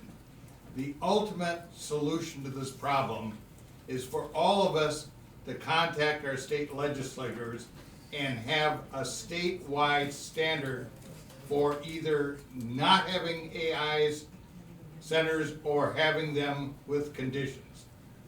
The fact of the matter is, even if we had the authority to have a moratorium in Brown County, there's nothing to say that an AI company wouldn't go to Shawano County to some little rural town and build a multi-billion-dollar AI center.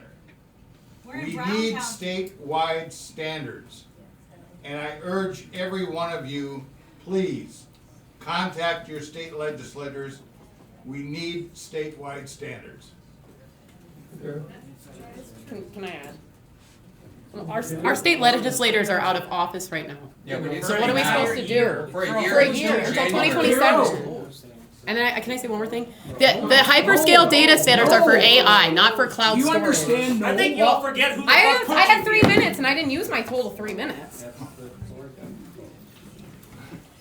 Yeah. I have a question. Supervisor. Okay. Is there something we can do with this Closer to the mic. intergovernmental cooperation thing? Can we do that? That's not really a question, so if you're referring to an intergovernmental agreement, that's. can't hear you. That's an agreement between two municipalities. I don't see how that would apply here. What would you do with an IGA? Less than Shauna. Well, it says we can do something with city, village, town, county, or school board. I was just wondering.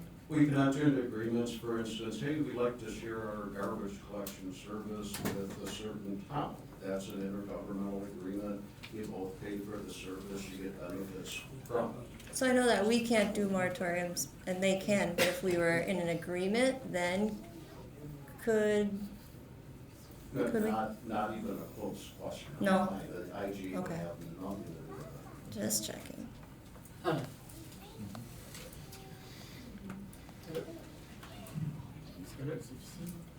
I'd like to add, if the moratorium can be put forward, if we do the referendum or do the ordinance here, Supervisor Thano, if you and I would be wanting to go to each of these municipalities ourselves and put forward that with that framework that we can install for them, that would be my suggestion on this, for this vote. Supervisor, I would be happy to work with you on that issue. Let's make it. Let's make it. Woo!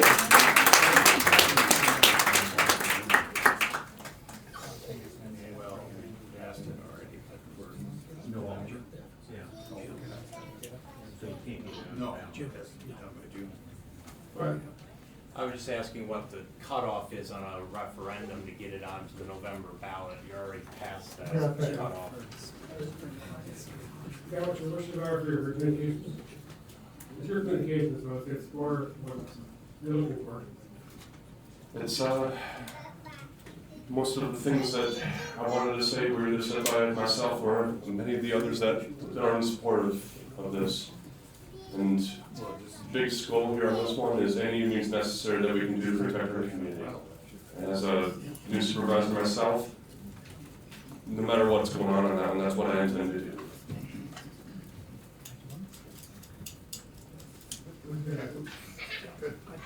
Right. I just have a question. Okay, public comment period is closed.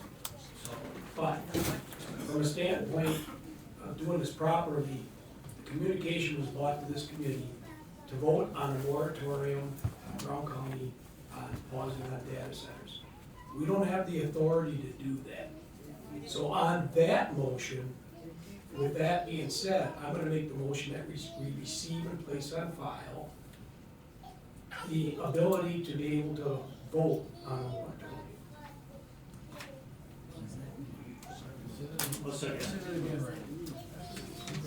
Means we're tabling it, no action will be taken. No, basically what we're doing is the communication was, on this point of it, was to vote on a moratorium on Brown County temporary pausing on data centers. We legally cannot do that. So with that said, I'm making a motion on that part of the topic. I'm making a motion that we receive and place on file the vote of a moratorium on data centers. Is there a second rep? I'll second. Second, okay, for discussion. Instead of for tabling it, would we be able to make an amendment to this one to change it from moratorium to inquiring about ordinance and or putting it over to corp council to discuss options that we can bring forward to you next meeting? The committee can take whatever actions it desires here, so amendments, absolutely. You could do an amendment to refer this issue to Corp Council for further research and to report back to the committee, if you so desire. You know, any amendment you can think of, you have the power to make amendments here, yes. Do we have the power to make an amendment that the supervisors meet with people that discuss it? That's what you want to do, Dan? Yes, please. I will also meet with them too. Yeah? Yeah, I will also. I think we can, I think we can move on and do some constructive things in cooperation and bring something back to the committee. Rather than discuss an amendment at this point, let's work together, bring something back maybe next meeting. Let's sure get together.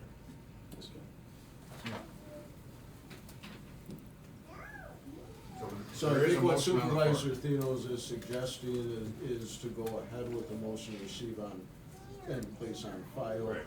Outside of formal motions, I think I'm hearing Supervisor Theno is willing to go with Supervisor Welch and possibly Supervisor File to talk to these municipalities, get a better gauge on things. Do they need assistance? What would they need assistance with? Do they understand the process? What ideas do they have for restrictions on data centers? Should those be able to be imposed? Those type of things. And it sounds like informally, they'd be willing to do that without a motion, and they would bring that, whatever turns up from that, they would come back to this committee.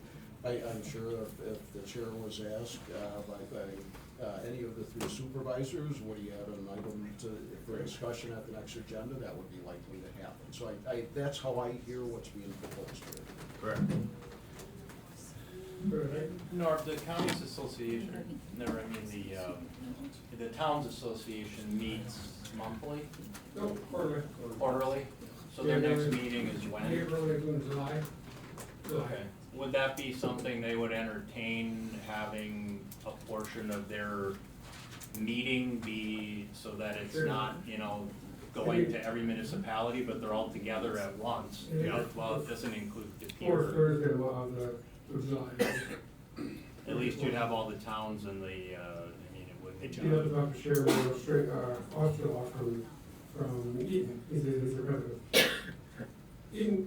Can you help us out on that? Huh? Sure I can. Can you help us out? Sure. Supervisor Mays has Yes. something to say. Yeah, as far as the discussion here, I just want to be cautious about taking an issue that obviously has an impact to bring out a turnout of people that we don't often see. There are a lot of people, whether you're for a moratorium, for some sort of action being taken, or Supervisor Pyle, you talk to people who want nothing to do with there being any kind of restrictions to allow the. That's only okay. the moratorium. Okay, that the local municipalities are telling you that they can handle it. I don't want to mischaracterize what you're telling the committee.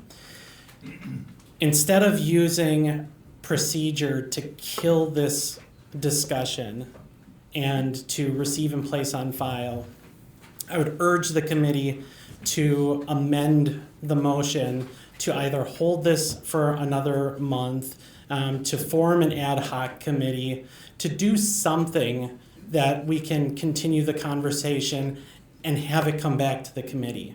Something that's not going to kill the motion. I understand, Supervisor Gannon, that your motion is specific to the moratorium question. And I can appreciate the technicality and precision of your motion. But I would urge the committee not to kill the conversation, not to kill the item, we are accountable to these people. We are accountable to doing what we can to protect our ecosystem, our waterways that are such a blessing in Brown County. If there is anything that we can come up with, whether it's introducing some sort of zoning regulation that we don't have in place, whether it's creating some kind of framework for regulation of data centers, whether it's partnering with the League of Wisconsin Municipalities, the town associations, or individual municipalities that are constituents that make up Brown County, I think we owe it to the county to continue the discussion and to hold ourselves accountable to bring this issue back. Please don't kill this tonight.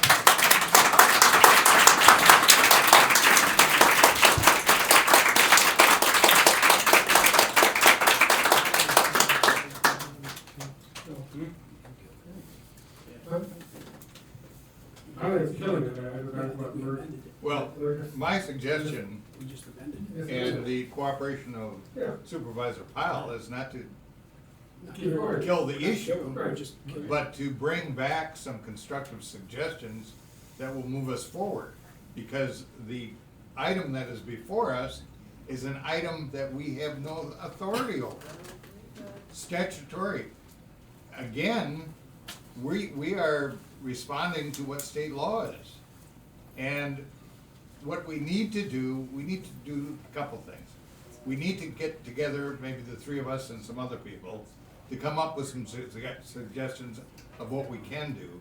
And in the meantime, I would encourage everyone to start contacting their state legislators, because that's where the ultimate decision needs to be made. What's their home phone number then? It's all available online. If you want it, I got it. Basically, the three of you are gonna be ad hoc committee headings. Basically, between Supervisor Welch, Supervisor Pyle, and Supervisor Zeno, basically there's your ad hoc committee, correct? What I'd like to add out to the public here, that as we formulate this ad hoc committee in a way, that we are very much open to the suggestions and the concerns of folks that are concerned about these data centers, that we can actually create something that's constructive, that is within our bounds, that we are able to do, that still gives municipalities all their power, though, to and can control their destiny.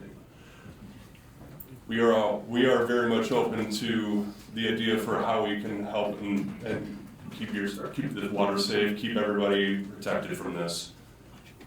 Right, that's pretty easy to see. Yeah, so it's the same goal here that for water and resources across the county. Yeah. So with only three of them on a committee that are not a committee, getting together just to start the ball rolling. We'll talk tomorrow. We'll bring something to you. As long as it's not a quorum. Yeah, so you got the two. Yeah. You can't join. Correct. So what's the motion? The motion is to receive and place on file. And the other No, stuff's out of sight. his motion is receive and place and file a vote on moratorium of data centers. That's it. Yes. And Then there was an amendment. Yeah. No, there wasn't. No amendment. It's an agreement between us that those two and yourself will get together. And I will set up the town association. I was president for like 15 years. I can handle that part for you. And they meet the fourth Thursday of July, so that all hell gets there. And that works. You guys? Yep. So we're moving forward here. Yeah. Right. I can rescind the motion if we're gonna refer it to an ad hoc. Then refer to court counsel to have that ad hoc committee, is that correctly what you're doing? So if Well, you create wait a an second. ad hoc committee, you'll have open meetings laws to comply with, you'll need to do agendas, you'll need to take minutes, all of those things. It didn't sound like what you wanna create as an ad hoc committee, but this body can create an ad hoc committee. I would assist with creating it. If this standing committee, PD&T, creates an ad hoc committee, the ad hoc committee reports to PD&T. Just so you're all aware of what an ad hoc committee is. That's how it's created. Mr. Corporate Counsel, as I understand it, however, in order to form an ad hoc committee, it can't be done just by this committee.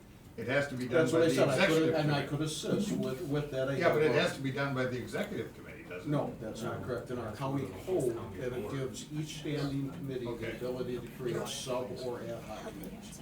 Well, let's just go the informal route at this point. Well, then I would just, again, I would take the necessary action you have to take, and I would have informal discussions at whatever time, but I think you need to take action here on what's recorded.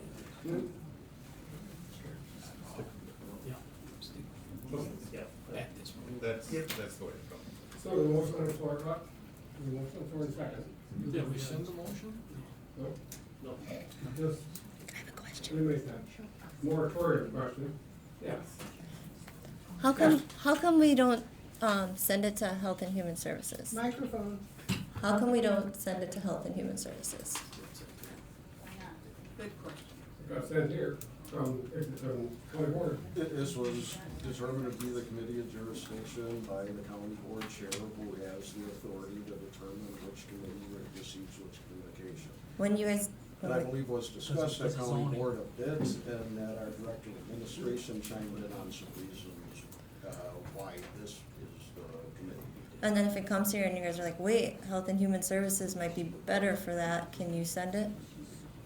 They have the ability to refer something to other. Do you want to? Appropriate to refer this issue. Yes.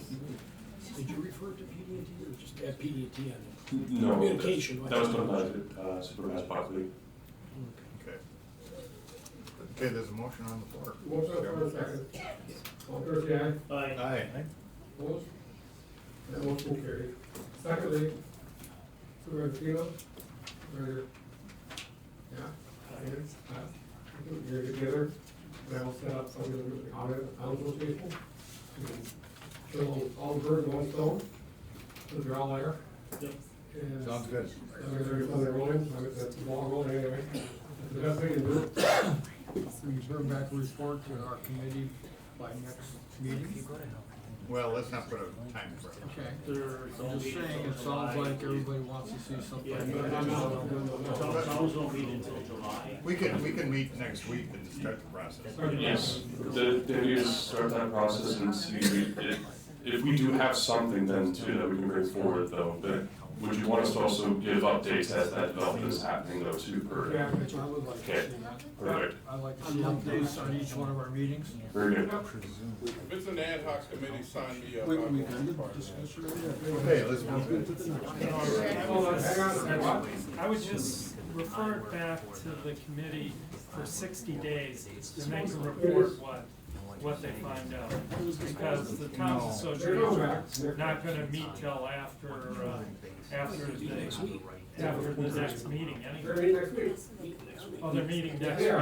No, but I mean, the towns association isn't gonna meet till after your next meeting, so I report back in 60 days. Well, thank you for coming, really, appreciate it, all your questions. Thank you, Chris.